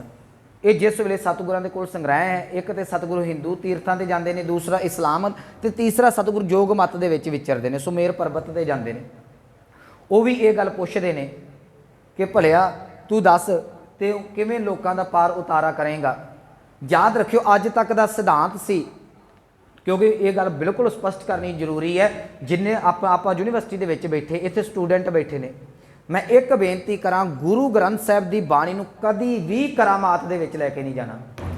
ਇਹ ਇੱਕ ਗੱਲ ਯਾਦ ਰੱਖਿਓ, ਕਿਉਂਕਿ ਜਦੋਂ ਮੈਂ ਪਹਿਲਾਂ ਆਰੰਭ 'ਚ ਗਿਆ, ਅਸੀਂ ਪੜ੍ਹੇ ਲਿਖੇ ਹੋਏ ਵੀ ਕਰਾਮਾਤਾਂ 'ਚ ਯਕੀਨ ਰੱਖਦੇ। ਮੈਂ ਉਦਾਹਰਨ ਲੱਗਾ ਦੇਣ ਇੱਕ ਤੁਹਾਨੂੰ, ਅੱਜ ਸਾਡੇ ਬੱਚੇ ਵੀ, ਮਾਫ ਕਰਨਾ, ਸਾਰਾ ਸਾਲ ਜੇ ਅਸੀਂ ਪੜ੍ਹੇ ਨਹੀਂ, ਆਣ ਕੇ ਗੁਰੂ 'ਚ ਅਰਦਾਸ ਕਰ ਦਈਏ ਬਾਬਾ ਪਾਸ ਕਰਾ ਦੀ, ਬਾਬੇ ਨੇ ਹੁਣ ਪਰਚੀਆਂ ਥੋੜ੍ਹੀ ਪਹੁੰਚ ਜਾਣੀਆਂ ਨੇ। ਇਹ ਸਾਨੂੰ ਸਮਝਣ ਦੀ ਗੱਲ ਹੈ, ਪੜ੍ਹਨਾ ਸਾਨੂੰ ਪੈਣਾ। ਕਿਉਂ ਮੈਂ ਇਹ ਤਾਂ ਸਪਸ਼ਟ ਕਰ ਦਿੱਤਾ, ਜੇ ਸਾਡੀ ਪਨੀਰੀ ਇਹ ਗੱਲ ਸਮਝ ਗਈ ਕਿ ਗੁਰੂ ਘਰ ਕਰਾਮਾਤਾਂ ਦਾ ਨਹੀਂ, ਗੁਰੂ ਘਰ ਸ਼ਬਦ ਦਾ ਪੁਜਾਰੀ ਹੈ, ਸਾਨੂੰ ਪ੍ਰਚਾਰ ਕਰਨਾ ਬੜਾ ਸੌਖਾ ਹੋ ਜਾਏਗਾ। ਪਰ ਸਾਨੂੰ ਸ਼ੁਰੂ ਤੋਂ ਇਹ ਚੀਜ਼ਾਂ ਸਿਖਾਈਆਂ ਜਾਂਦੀਆਂ ਨੇ, ਕਰਾਮਾਤਾਂ ਸਿਖਾਈਆਂ ਜਾਂਦੀਆਂ ਨੇ। ਗੁਰੂ ਨਾਨਕ ਸਾਹਿਬ ਸੁਮੇਰ ਪਰਬਤ 'ਤੇ ਜਾਂਦੇ ਨੇ, ਜੋਗੀ ਜਿਹੜੇ ਨੇ ਉਹ ਕਰਾਮਾਤਾਂ ਸਿੱਖੀਆਂ ਹੋਈਆਂ ਨੇ, ਕਰਾਮਾਤ ਕਰਦੇ ਨੇ। ਸ਼ਕਤੀ ਮਾਰ ਕੇ ਕਿਸੇ ਨੂੰ ਵੱਡਾ ਕਰ ਦਿੱਤਾ, ਕਿਸੇ ਨੂੰ ਛੋਟਾ ਕਰ ਦਿੱਤਾ, ਕੁਝ ਗਾਇਬ ਹੋ ਗਿਆ, ਕੁਝ ਪ੍ਰਗਟ ਹੋ ਗਿਆ। ਇਹ ਨਿੱਕੀਆਂ ਨਿੱਕੀਆਂ ਚੀਜ਼ਾਂ ਕਰਾਮਾਤਾਂ ਦੇ ਨਾਲ ਜੋਗੀ ਕਰਦੇ ਨੇ, ਤੇ ਲੋਕ ਕਰਾਮਾਤਾਂ ਤੋਂ ਪ੍ਰਭਾਵਿਤ ਨੇ। ਅੱਜ ਦੀ ਕੌੜੀ ਸੱਚਾਈ ਹੈ, ਮੈਂ ਇੱਥੇ ਬਹਿ ਕੇ ਕਥਾ ਕਰ ਰਿਹਾ, ਜੇ ਇੱਥੇ ਕੋਈ ਆਣ ਕੇ ਕੋਈ ਹੈ ਤੇ ਚਲੋ ਸਾਇੰਸ ਦੇ ਟ੍ਰਿਕ ਨੇ ਸਾਰੇ, ਇੱਥੇ ਆ ਕੇ ਕੋਈ ਕਰਾਮਾਤ ਵਿਖਾ ਦੇਣਾ, ਤੁਸੀਂ ਸਾਰਿਆਂ ਨੇ ਇੱਥੋਂ ਛੱਡ ਕੇ ਬਾਹਰ ਭੱਜ ਜਾਣਾ, ਪਤਾ ਨਹੀਂ ਕਿਹੜੀ ਬਲਾ ਆ ਗਈ ਹੈ। ਪਰ ਅੱਜ ਅਸੀਂ ਜੇ ਯੂਨੀਵਰਸਿਟੀ ਦੇ ਵਿੱਚ ਕਾਲਜਾਂ ਦੇ ਵਿੱਚ ਪੜ੍ਹਦੇ ਹੋਏ ਵੀ ਸਾਇੰਸ ਨੂੰ ਮਗਰ ਨਾ ਸਮਝ ਸਕੇ, ਮੈਂ ਅਕਸਰ ਕਬੀਰ ਪਾਰਕ ਵੀ ਇੱਕੋ ਬੇਨਤੀ ਕਰਦਾ ਨਾ, ਉੱਥੇ ਵੀ ਬੱਚੇ ਆਉਂਦੇ ਨੇ, ਫਿਰ ਅਸੀਂ ਘਰਦਿਆਂ ਦੇ ਪੈਸੇ ਹੀ ਨਜਾਇਜ਼ ਖਰਾਬ ਕਰ ਰਹੇ ਹਾਂ, ਹੋਰ ਕੋਈ ਫਾਇਦਾ ਨਹੀਂ। ਜੇ ਸਾਡੀ ਬੁੱਧੀ ਇਹ ਕਾਲਜਾਂ 'ਚ ਰਹਿ ਕੇ ਵੀ ਵਿਕਾਸ ਨਾ ਕੀਤੀ ਵੀ ਇਸ ਗੱਲ ਦੇ ਮਗਰ ਕੋਈ ਸਾਇੰਸ ਹੈ, ਮੈਂ ਹੋਰ ਸੌਖਾ ਕਰ ਦੇਣਾ। ਅੱਜ ਸਾਡੇ ਕੋਲ ਪਾਣੀ ਹੈ, ਟਿਊਬਵੈੱਲ ਦੇ ਨਾਲ ਨਿਕਲਦਾ ਹੈ, ਇਹ ਇਲੈਕਟ੍ਰੀਸ਼ੀਅਨ ਦੇ ਨਾਲ ਚੱਲਦਾ ਹੈ, ਬੱਤੀ ਦੇ ਨਾਲ ਚੱਲਦਾ ਹੈ। ਅੱਜ ਇੱਕ ਸੁੱਚ ਜਿਹੜਾ ਉਹ ਚਲਾਇਆ ਜਾਂਦਾ ਤੇ ਪਾਣੀ ਜਿਹੜਾ ਮੋਟਰ ਦੇ ਰਾਹੀਂ ਬਾਹਰ ਆ ਜਾਂਦਾ ਹੈ। ਅੱਜ ਤੁਸੀਂ 50 ਸਾਲ ਪਿੱਛੇ ਚਲੇ ਜਾਓ, ਜੇ ਕਿਸੇ ਘਰ ਦੇ ਵਿੱਚ ਬਜ਼ੁਰਗ ਬੈਠਾ ਹੋਵੇ ਜਿਹੜਾ 80 ਕੁ ਸਾਲਾਂ ਦਾ ਹੋਵੇ, ਉਹਨੂੰ ਪੁੱਛਿਓ ਉਹਨਾਂ ਦੇ ਸਮੇਂ ਖੂਹ ਵਗਦੇ ਸਨ ਜੀ, ਮੈਂ ਕਰਾਮਾਤ ਦੀ ਉਦਾਹਰਨ ਦੇਣ ਲੱਗਾ ਤੁਹਾਨੂੰ। ਉਹ ਅੱਜ ਤੋਂ 80 ਸਾਲ ਪਹਿਲਾਂ ਉਹ ਬਜ਼ੁਰਗ 60 ਸਾਲ ਪਹਿਲਾਂ ਜਦੋਂ 20 ਸਾਲਾਂ ਦਾ ਹੋਵੇਗਾ, ਜਵਾਨੀ 'ਚ ਸਾਡੇ ਵਾਂਗ ਹੈ, ਉਹਨੂੰ ਕੋਈ ਕਹਵੇ ਕਿ ਬਾਬਾ ਇਹੋ ਜਿਹਾ ਸਮਾਂ ਲਿਆ ਦਾਂਗਾ, ਇੱਕ ਸੁੱਚ ਨੱਪੇਗਾ, ਪੰਜਾਬੀ 'ਚ ਇੱਕ ਬਟਨ ਕਹਿੰਦੇ, ਇੱਕ ਬਟਨ ਨੱਪੇਗਾ ਤੇ ਪਾਣੀ ਬਾਹਰ ਆ ਜਾਏਗਾ, ਉਹ ਮੰਨੂਗਾ? ਨਹੀਂ ਮੰਨ ਸਕਦਾ। ਉਹ ਆਂਦਾ ਵੀ ਮੈਂ ਕਮਲਾ ਜਿਹੜਾ ਮੈਂ ਹੱਟ ਗੇੜ ਗੇੜ ਕੇ ਬਾਹਾਂ ਥੱਕ ਜਾਂਦੀਆਂ ਨੇ, ਰੱਸਾ ਖਿੱਚਦੇ ਖਿੱਚੇ, ਤੂੰ ਨਵਾਂ ਜੰਮ ਪਿਆ, ਤੂੰ ਨਵਾਂ ਜੰਮ ਕੇ ਮੈਨੂੰ ਕਹਿੰਦਾ ਕਿ ਸੁੱਚ ਨੱਪਿਆ ਪਾਣੀ ਬਾਹਰ ਆ ਜੂ। ਪਾਣੀ ਸੁੱਚ ਨੱਪਿਆ ਵੀ ਕਦੀ ਬਾਹਰ ਆਉਂਦੇ? ਆ ਸਾਰੇ ਲੋਕ ਖੂਹ ਗੇੜਦੇ ਨੇ, ਇਹ ਕਮਲੇ ਨੇ। ਅੱਜ ਹੁੰਦਾ ਕਿ ਨਹੀਂ ਹੁੰਦਾ? ਤੁਸੀਂ ਦੱਸੋ, ਉਹ ਕਮਲੇ ਸੀ ਜਾਂ ਅੱਜ ਅਸੀਂ ਕਮਲੇ ਹਾਂ? ਨਾ ਉਹ ਕਮਲੇ ਸੀ ਨਾ ਅੱਜ ਅਸੀਂ ਕਮਲੇ ਹਾਂ। ਉਦੋਂ ਟੈਕਨੋਲੋਜੀ ਨਹੀਂ ਸੀ, ਅੱਜ ਟੈਕਨੋਲੋਜੀ ਆ ਗਈ, ਫਰਕ ਇੰਨਾ ਕੁ ਹੈ। ਅੱਜ ਸਾਡੀ ਬੁੱਧੀ ਵਿਕਾਸ ਕਰ ਗਈ। ਉਹੀਓ ਬਜ਼ੁਰਗ ਜਿਹੜੇ ਕਹਿੰਦੇ ਸਨ ਮੈਂ ਪਾਣੀ ਖੂਹ ਦੇ ਵਿੱਚੋਂ ਕੱਢਦਾ, ਅੱਜ ਉਹੀਓ ਸਵੇਰੇ ਕਹਿੰਦੇ ਨੇ ਕਿ ਪੁੱਤ ਮੋਟਰ ਚਲਾ ਦੇ, ਮੈਂ ਨਿੱਘੇ ਪਾਣੀ ਨਾਲ ਨਹਾ ਲਵਾਂ। ਹੁਣ ਉਹਨੂੰ ਪੁੱਛੋ ਵੀ ਹੁਣ ਕੀ ਹੋ ਗਿਆ, ਉਹ ਕਹਿੰਦਾ ਟੈਕਨੋਲੋਜੀ ਆ ਗਈ ਹੈ। ਫਰਕ ਇੰਨਾ ਕਿ ਕੁਝ ਚੀਜ਼ਾਂ ਸਾਇੰਸ ਨੇ ਸਿੱਧ ਕਰਕੇ ਸਾਡੇ ਸਾਹਮਣੇ ਰੱਖ ਦਿੱਤੀਆਂ ਨੇ, ਕੁਝ ਚੀਜ਼ਾਂ ਅਜੇ ਸਿੱਧ ਕਰਨ ਵਾਲੀਆਂ ਨੇ। ਹੋਰ ਕੋਈ ਬਹੁਤੀ ਵੱਡੀ ਗੱਲ ਨਹੀਂ। ਇਹ ਕਰਾਮਾਤਾਂ ਦੇ ਭੁਲੇਖੇ ਦੇ ਵਿੱਚ ਕਦੀ ਵੀ ਸਿੱਖਣੇ ਨਹੀਂ ਪੈਣਾ, ਕਿਉਂਕਿ ਇਹ ਕਿਤੇ ਫਿਰ ਆਪਾਂ ਸਾਂਝਾ ਕਰਾਂਗੇ ਬਾਣੀ ਕਾਹਦੇ ਵਾਸਤੇ। ਬਾਣੀ ਸਾਡੇ ਆਤਮਿਕ ਵਾਸਤੇ ਹੈ। ਇਹ ਦੋ ਚੀਜ਼ਾਂ ਨੇ, ਇੱਕ ਤਨ ਹੈ, ਇੱਕ ਮਨ ਹੈ। ਤਨ ਦੀ ਖੁਰਾਕ ਪ੍ਰਸ਼ਾਦਾ ਹੈ, ਮਨ ਦੀ ਖੁਰਾਕ ਬਾਣੀ। ਇਹ ਇੱਕ ਅਲੱਗ ਵਿਸ਼ਾ, ਮੈਂ ਇਹਨੂੰ ਅੱਜ ਟੱਚ ਨਹੀਂ ਕਰਨਾ। ਹੁਣ ਜਿੱਥੇ ਗੁਰੂ ਨਾਨਕ, ਜਿਹੜੀ ਮੈਂ ਗੱਲ ਕਹਿਣੀ ਸੁਣਨਾ ਸਾਂ, ਗੁਰੂ ਨਾਨਕ ਸਾਹਿਬ ਮਹਾਰਾਜ ਜੀ ਸਿੱਧਾਂ ਦੇ ਕੋਲ ਜਾਂਦੇ ਨੇ। ਸਿੱਧ ਜਿਹੜੇ ਕਰਾਮਾਤ ਵਿਖਾਉਂਦੇ ਨੇ ਸ਼ਕਤੀਆਂ ਦੇ ਨਾਲ, ਉਹ ਉੱਡਦੇ ਸਨ। ਅੱਜ ਅਸੀਂ ਨਹੀਂ ਉੱਡਦੇ। ਆਪਾਂ ਤੇ ਵੀ ਹਵਾ 'ਚ ਉੱਡਦੇ ਆ ਨਾ, ਹਵਾਈ ਜਹਾਜ਼ 'ਚ ਉੱਡ ਕੇ ਜਾਂਦੇ ਜੇ, ਸੋਚੀ ਨਾ ਪਿਆ ਕਰੋ ਏਡੀ। ਜੇ ਉਦੋਂ ਸਿੱਧ ਉੱਡਦੇ ਸਨ ਹਵਾ ਦੇ ਵਿੱਚ, ਅੱਜ ਤੁਸੀਂ ਵੀ ਐਰੋਪਲੇਨ ਦੇ ਉੱਤੇ ਸਾਰੇ ਉੱਡ ਕੇ ਜਾਂਦੇ। ਕੋਈ ਕੈਨੇਡਾ ਚਲ ਗਿਆ, ਕੋਈ ਅਮਰੀਕਾ ਚਲ ਗਿਆ, ਕੋਈ ਕਿਤੇ ਚਲ ਗਿਆ, ਕੋਈ ਫਰਕ ਨਹੀਂ ਪਿਆ। ਉਹਨਾਂ ਨੇ ਇੰਨੇ ਲੰਮੇ ਸਮੇਂ ਲਾ ਕੇ ਜਿਹੜਾ ਹੈ ਉਹ ਇੱਕੋ ਤਾਕਤ ਹਾਸਲ ਕੀਤੀ, ਉਹ ਉੱਡਦੇ ਨੇ। ਅੱਜ ਤੁਸੀਂ 5-7 ਹਜ਼ਾਰ ਰੁਪਈਆ ਪਾਓ, ਇੱਥੋਂ ਦਿੱਲੀ ਡਾਰੀ ਮਾਰ ਕੇ ਅੱਧੇ ਘੰਟੇ 'ਚ ਬੰਦਾ ਦਿੱਲੀ ਪਹੁੰਚ ਜਾਂਦਾ ਹੈ। ਟੈਕਨੋਲੋਜੀ ਆ ਗਈ ਨਾ। ਸੋ ਇਸ ਕਰਕੇ ਸਿੱਧ ਜਿਹੜੇ ਕਰਾਮਾਤ ਵਿਖਾਉਂਦੇ ਨੇ, ਜਿਸ ਵੇਲੇ ਗੁਰੂ ਨਾਨਕ ਸਾਹਿਬ ਮਹਾਰਾਜ ਜੀ ਜਾਂਦੇ ਨੇ, ਸਿੱਧਾਂ ਨੇ ਗੁਰੂ ਨਾਨਕ ਸਾਹਿਬ ਮਹਾਰਾਜ ਜੀ ਨੂੰ ਵੀ ਕਰਾਮਾਤਾਂ ਵਿਖਾਈਆਂ, ਪਰ ਉਹ ਗੁਰੂ ਨਾਨਕ ਸਨ, ਉਹ ਰੱਬੀ ਜੋਤ ਸਨ। ਗੁਰੂ ਨਾਨਕ ਸਾਹਿਬ ਦੇ ਉੱਤੇ ਕੋਈ ਵੀ ਪ੍ਰਭਾਵ ਨਾ ਪਿਆ। ਆਖਰ ਗੁਰੂ ਨਾਨਕ ਸਾਹਿਬ ਨੇ ਰੱਬ ਦੇ ਘਰ ਦਾ ਕਲਾਮ ਉਹਨਾਂ ਨੂੰ ਵੀ ਦੇ ਕੇ, ਉਹਨਾਂ ਦਾ ਵੀ ਜਿਹੜੀ ਸੀ ਸਾਰੀ ਦੀ ਸਾਰੀ ਮੰਡਲੀ ਜਿੱਤ ਲਈ। ਭਾਈ ਸਾਹਿਬ ਭਾਈ ਗੁਰਦਾਸ ਜੀ ਦੀ ਉਦਾਹਰਨ ਮਿਲਦੀ ਹੈ, ਸਾਨੂੰ ਸਬੂਤ ਮਿਲਦਾ। ਕਹਿਣ ਲੱਗੇ ਸ਼ਬਦ ਜਿੱਤੀ ਸਿੱਧ ਮੰਡਲੀ ਕੀ ਤੋਸ ਆਪਣਾ ਪੰਥ ਨਿਰਾਲਾ। ਸਿੱਧਾਂ ਦੇ ਦਿਮਾਗ ਦੇ ਵਿੱਚ ਇਹ ਗੱਲ ਪਾ ਕੇ ਰੱਖਦੀ, ਜਿਹੜੇ ਤੁਸੀਂ ਭੁਲਕਦੇ ਫਿਰਦੇ ਜੇ, ਇਹ ਕੋਈ ਕਰਾਮਾਤ ਨਹੀਂ, ਇਹ ਟੈਕਨੋਲੋਜੀ ਦਾ ਕੰਮ ਹੈ। ਇਸ ਤੋਂ ਵੱਡੀ ਹੋਰ ਕੋਈ ਗੱਲ ਨਹੀਂ। ਸੋ ਇਸ ਕਰਕੇ, ਕਿਉਂਕਿ ਅਸੀਂ ਸਟੂਡੈਂਟ ਬੈਠੇ ਹਾਂ, ਇਹ ਮਨ ਸਾਡਾ ਇਹੋ ਜਿਹੀਆਂ ਚੀਜ਼ਾਂ ਬੜੀਆਂ ਪ੍ਰਭਾਵਿਤ ਕਬੂਲ ਕਰਦਾ ਹੈ। ਕਦੀ ਵੀ ਕੋਈ ਚੀਜ਼ ਤੁਹਾਡੇ ਸਾਹਮਣੇ ਹੁੰਦੀ ਹੈ, ਤੁਹਾਡੇ ਕੋਲ ਲੈਬ ਬਣੀਆਂ ਹੋਈਆਂ ਨੇ, ਇੱਥੇ ਬਹੁਤ ਕੁਛ ਹੈ, ਉਹਨੂੰ ਸਰਚ ਕਰੋ, ਉਹਨੂੰ ਵੇਖੋ ਵੀ ਇਹਦੇ ਪਿੱਛੇ ਕਾਰਨ ਕੀ ਹੈ। ਹਾਂ, ਗੁਰੂ ਗ੍ਰੰਥ ਸਾਹਿਬ ਦੀ ਬਾਣੀ ਦੇ ਵਿੱਚੋਂ ਵੇਖੋਗੇ, ਤੁਹਾਨੂੰ ਲੱਭਣਾ ਥੋੜ੍ਹਾ ਜਿਹਾ ਸੌਖਾ ਹੋ ਜਾਏਗਾ। ਇੱਕ ਮੈਂ ਬਾਣੀ 'ਚ ਹੋਰ ਉਦਾਹਰਨ ਦੇ ਦੇਣਾ। ਜਦੋਂ ਅਸੀਂ ਕੋਈ ਵੀ ਰੱਬ ਦੇ ਘਰ ਦਾ ਗਿਆਨ ਵੇਖਦੇ ਨਾ, ਪਿੱਛੇ ਜੇ ਸਾਇੰਸ ਨੇ ਇੱਕ ਖੋਜ ਕੀਤੀ ਜੀ, ਜਿੰਨੀਆਂ ਵੀ ਕੰਟਰੀਆਂ ਨੇ, ਉਹਨਾਂ ਕੰਟਰੀਆਂ ਦੇ ਵਿੱਚ ਜਿਹੜੇ ਲੋਕ ਨੇ, ਇਹ ਸਾਡੀ ਸਕਿਨ ਕਿਸੇ ਦੇ ਨਾਲ ਰਲਦੀ ਨਹੀਂ। ਤੁਸੀਂ ਵੇਖੋ ਜਿਹੜੇ ਚੀਨੀ ਨੇ, ਉਹ ਥੋੜ੍ਹੇ ਜਿਹੇ ਫੀਨੇ ਜਿਹੇ ਤੁਰੇ ਫਿਰਦੇ ਨੇ। ਕੋਈ ਜਿਹੜੇ ਨੇ ਨੈ ਨਕਸ਼, ਕਿਸੇ ਦੇ ਤਿੱਖੇ ਨੇ, ਕਿਸੇ ਦੇ ਲੰਮੇ ਚੌੜੇ ਨੇ, ਕੋਈ ਹੈ ਨਾ, ਫਰਕ ਹੈ ਬਾਡੀ ਦਾ ਸਾਰਾ। ਸਾਇੰਸ ਨੇ ਇਹ ਖੋਜ ਕੀਤੀ ਵੀ ਇਹ ਚੱਕਰ ਕੀ ਹੈ। ਸਾਰਿਆਂ ਦਾ ਸਰੀਰ 5 ਤੱਤਾਂ ਦਾ ਹੈ। ਹੋ ਸਕਦਾ ਤੁਸੀਂ ਪੜ੍ਹਿਆ ਹੋਵੇ ਕਿਸੇ ਨੇ, ਸਾਰਿਆਂ ਦਾ ਸਰੀਰ 5 ਤੱਤਾਂ ਦਾ ਹੈ, ਤੇ ਫਿਰ ਵੀ ਕਿਸੇ ਦਾ ਰੰਗ ਕਾਲਾ ਹੋ ਰਿਹਾ, ਕਿਸੇ ਦਾ ਰੰਗ ਗੋਰਾ ਹੋ ਰਿਹਾ, ਕਿਸੇ ਦੇ ਨੈਣ ਨਕਸ਼ ਤਿੱਖੇ ਨੇ, ਕਿਸੇ ਦੇ ਨਿੱਕੇ ਨੇ, ਕੋਈ ਮੋਟਾ ਹੈ, ਕੋਈ ਪਤਲਾ। ਕਾਰਨ ਕੀ ਬਣਦਾ ਹੈ? ਇਹਨਾਂ ਨੇ ਲੰਮਾ ਸਮਾਂ ਲਾ ਕੇ ਸਾਇੰਸ ਨੇ ਇੱਕੋ ਗੱਲ ਸਿੱਧ ਕੀਤੀ ਕਿ এনवायरमेंट ਜਿਹੜਾ ਹੈ ਉਹ ਪ੍ਰਭਾਵਿਤ ਕਰਦਾ ਹੈ। ਸਿਰਫ ਇਹੋ ਗੱਲ ਨਿਕਲੀ ਵਿੱਚੋਂ ਵੀ ਜਿਹੜਾ ਜਿੱਥੋਂ ਦਾ ਸਾਡਾ এনवायरमेंट ਵਾਯੂਮੰਡਲ ਹੋਏਗਾ ਨਾ, ਉਹ ਸਾਡੀ ਬਾਡੀ ਨੂੰ ਜਿਹੜਾ ਪ੍ਰਭਾਵਿਤ ਕਰਦਾ ਹੈ। ਤੁਸੀਂ ਆਪਣੇ ਘਰਾਂ 'ਚ ਵੇਖੋ, ਜਿਹੜੇ ਸਾਡੇ ਭੈਣ ਭਰਾ ਵਿਦੇਸ਼ਾਂ 'ਚ ਚਲੇ ਗਏ, ਉਹਨਾਂ ਦੇ ਗਾਂ ਜਿਹੜੇ ਉੱਥੇ ਜਾ ਕੇ ਬੱਚੇ ਪੈਦਾ ਹੁੰਦੇ ਨੇ, ਉਹ ਸਾਡੇ ਵਰਗੇ ਨਹੀਂ, ਉਹਨਾਂ ਦੇ ਨੈਣ ਨਕਸ਼ ਅੰਗਰੇਜ਼ਾਂ ਵਰਗੇ ਨੇ, ਰੰਗ ਚਿੱਟੇ, ਕਿਉਂਕਿ এনवायरमेंट ਪ੍ਰਭਾਵਿਤ ਹੋ ਰਿਹਾ ਹੈ। ਇਹਨੂੰ ਗੁਰੂ ਗ੍ਰੰਥ ਸਾਹਿਬ ਮਹਾਰਾਜ ਜੀ ਨੇ ਇੱਕੇ ਪੰਕਤੀ ਦੇ ਵਿੱਚ ਗੱਲ ਨਿਬੇੜ ਦਿੱਤੀ। ਕਹਿਣਗੇ ਜੇਹੀ ਰੁੱਤ ਕਾਇਆ ਸੁਖ ਤੇਹਾ तेहो जेही देही। कह लगे भलिया जिहो जी रुत है उहो जिहा शरीर बन जाता है तो उदां दा ही मनुख का शरीर विकास कर जाता। मसला केवल तो केवल इन्ना सी, असी इन्हां दे पिछे भजदे फिरदे हां। मेरे कहण दा भाव इन्ना कि गुरु नानक साहब महाराज जी ने रब दे घर दा जिन्ना भी ज्ञान सी वो सारे का सारा शब्दां दे राहीं प्रगट किया ते जिहड़े शब्दां दे राहीं प्रगट किया उन्होंने गुरु नानक साहब महाराज जी ने मनुखता के उधार वास्ते एक पोथी के उत्ते लिख लिया। एक पोथी के उत्ते लिख लिया गया, एक पोथी बन गई। उस तो बाद गुरु नानक साहब महाराज जी जिथे जाते हैं उन्होंने भगत मिलते हैं थां पर थां, जां भगतां दे गद्दी नशीन मिलते हैं। उत्थों निकलदा होया रब्बी कलाम उन्होंने भी गुरु नानक साहब महाराज जी एक पोथी के उत्ते लिख लेंदे ने। गल नूं नेड़े रखियो, ये दो पोथियां हो गई गुरु नानक साहब दे कोल। एक अपनी शब्दां वाली पोथी हो गई, ये 19 रागां च बाणी है। एक गुरु नानक साहब महाराज जी दे कोल भगतां दी बाणी इकट्ठी हो गई, दो पोथियां हो गई। उस तो अगे गुरु नानक साहब महाराज जी जी गुरता गद्दी है 1539 के गुरु अंगद देव महाराज जी को देंगे ने। हुण जिस वेले गुरता गद्दी का तिलक दिता जाता है ये नाल जिम्मेवारी दी जाती है। जो तिलक दिता गया जिम्मेवारी दी गई उदों जिहड़ियां बाणी दी दो पोथियां ने, एक भगत बाणी एक गुरु नानक साहब की बाणी, ये दोवें पोथियां गुरु अंगद देव महाराज जी की झोली च पा दित्तियां जांदियां ने। गुरु अंगद देव महाराज जी 63 श्लोक उचारण करते हैं। एक पोथी गुरु अंगद देव महाराज जी वाली होगी, टोटल कितनियां हो गई 3। गुरता गद्दी गुरु अमरदास महाराज जी को आउंदी है। गुरु अमरदास महाराज जी को गुरता गद्दी के तिलक के नाल 3 पोथियां गुरु अमरदास जी की झोली च पा दित्तियां जांदियां ने। गुरु अमरदास महाराज जी 17 रागां च बाणी उचारण करते हैं। गुरु नानक साहब ने 19 राग वरते। वह 19 रागां दे विचों तलंग ते तुखारी छड्ड के गुरु अमरदास महाराज जी ने 17 राग गुरु नानक साहब वाले वरते।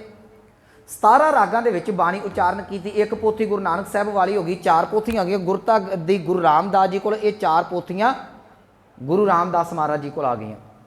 गुरु रामदास महाराज जी ने फिर 30 रागां दे विच 19 राग गुरु नानक साहब वाले, 11 राग पल्लियों लए, 30 रागां दे विच बाणी उचारण की। एक गुरु रामदास वाली पोथी हो गई तो पहलियां 4 ने पोथियां की गिनती हो गई 5। गुरता गद्दी गुरु अर्जुन साहब के कोल आ गई। ये 5 पोथियां गुरु अर्जुन साहब महाराज जी के कोल। गुरु अर्जुन साहब महाराज जी ने भी 30 रागां दे विच 2300 कुछ शब्द उचारण किए। एक पोथी गुरु अर्जुन साहब वाली, 4 पोथियां 4 गुरु साहब वालियां, एक भगतवाणी वाली पोथी। ये पोथियां हो गई जी टोटल 6। ये 6 दियां 6 पोथियां जिहड़ियां ने गुरु अर्जुन साहब महाराज जी दे तक गुरु अर्जुन साहब के कोल पहुँच चुकियां ने। इतों आपां संपादना की गल तोरनी है, पर थोड़ा जिहा मैं फिर पिछे आवांगा। ये पोथियां पहुँच गई। हुण मन दे विच आवेगा ये बाणी है कि असल दे विच जिहड़ियां पोथियां दे विच लिखिया सी ये की सी। इहनूं थोड़ा जिहा मैं समझा देवां।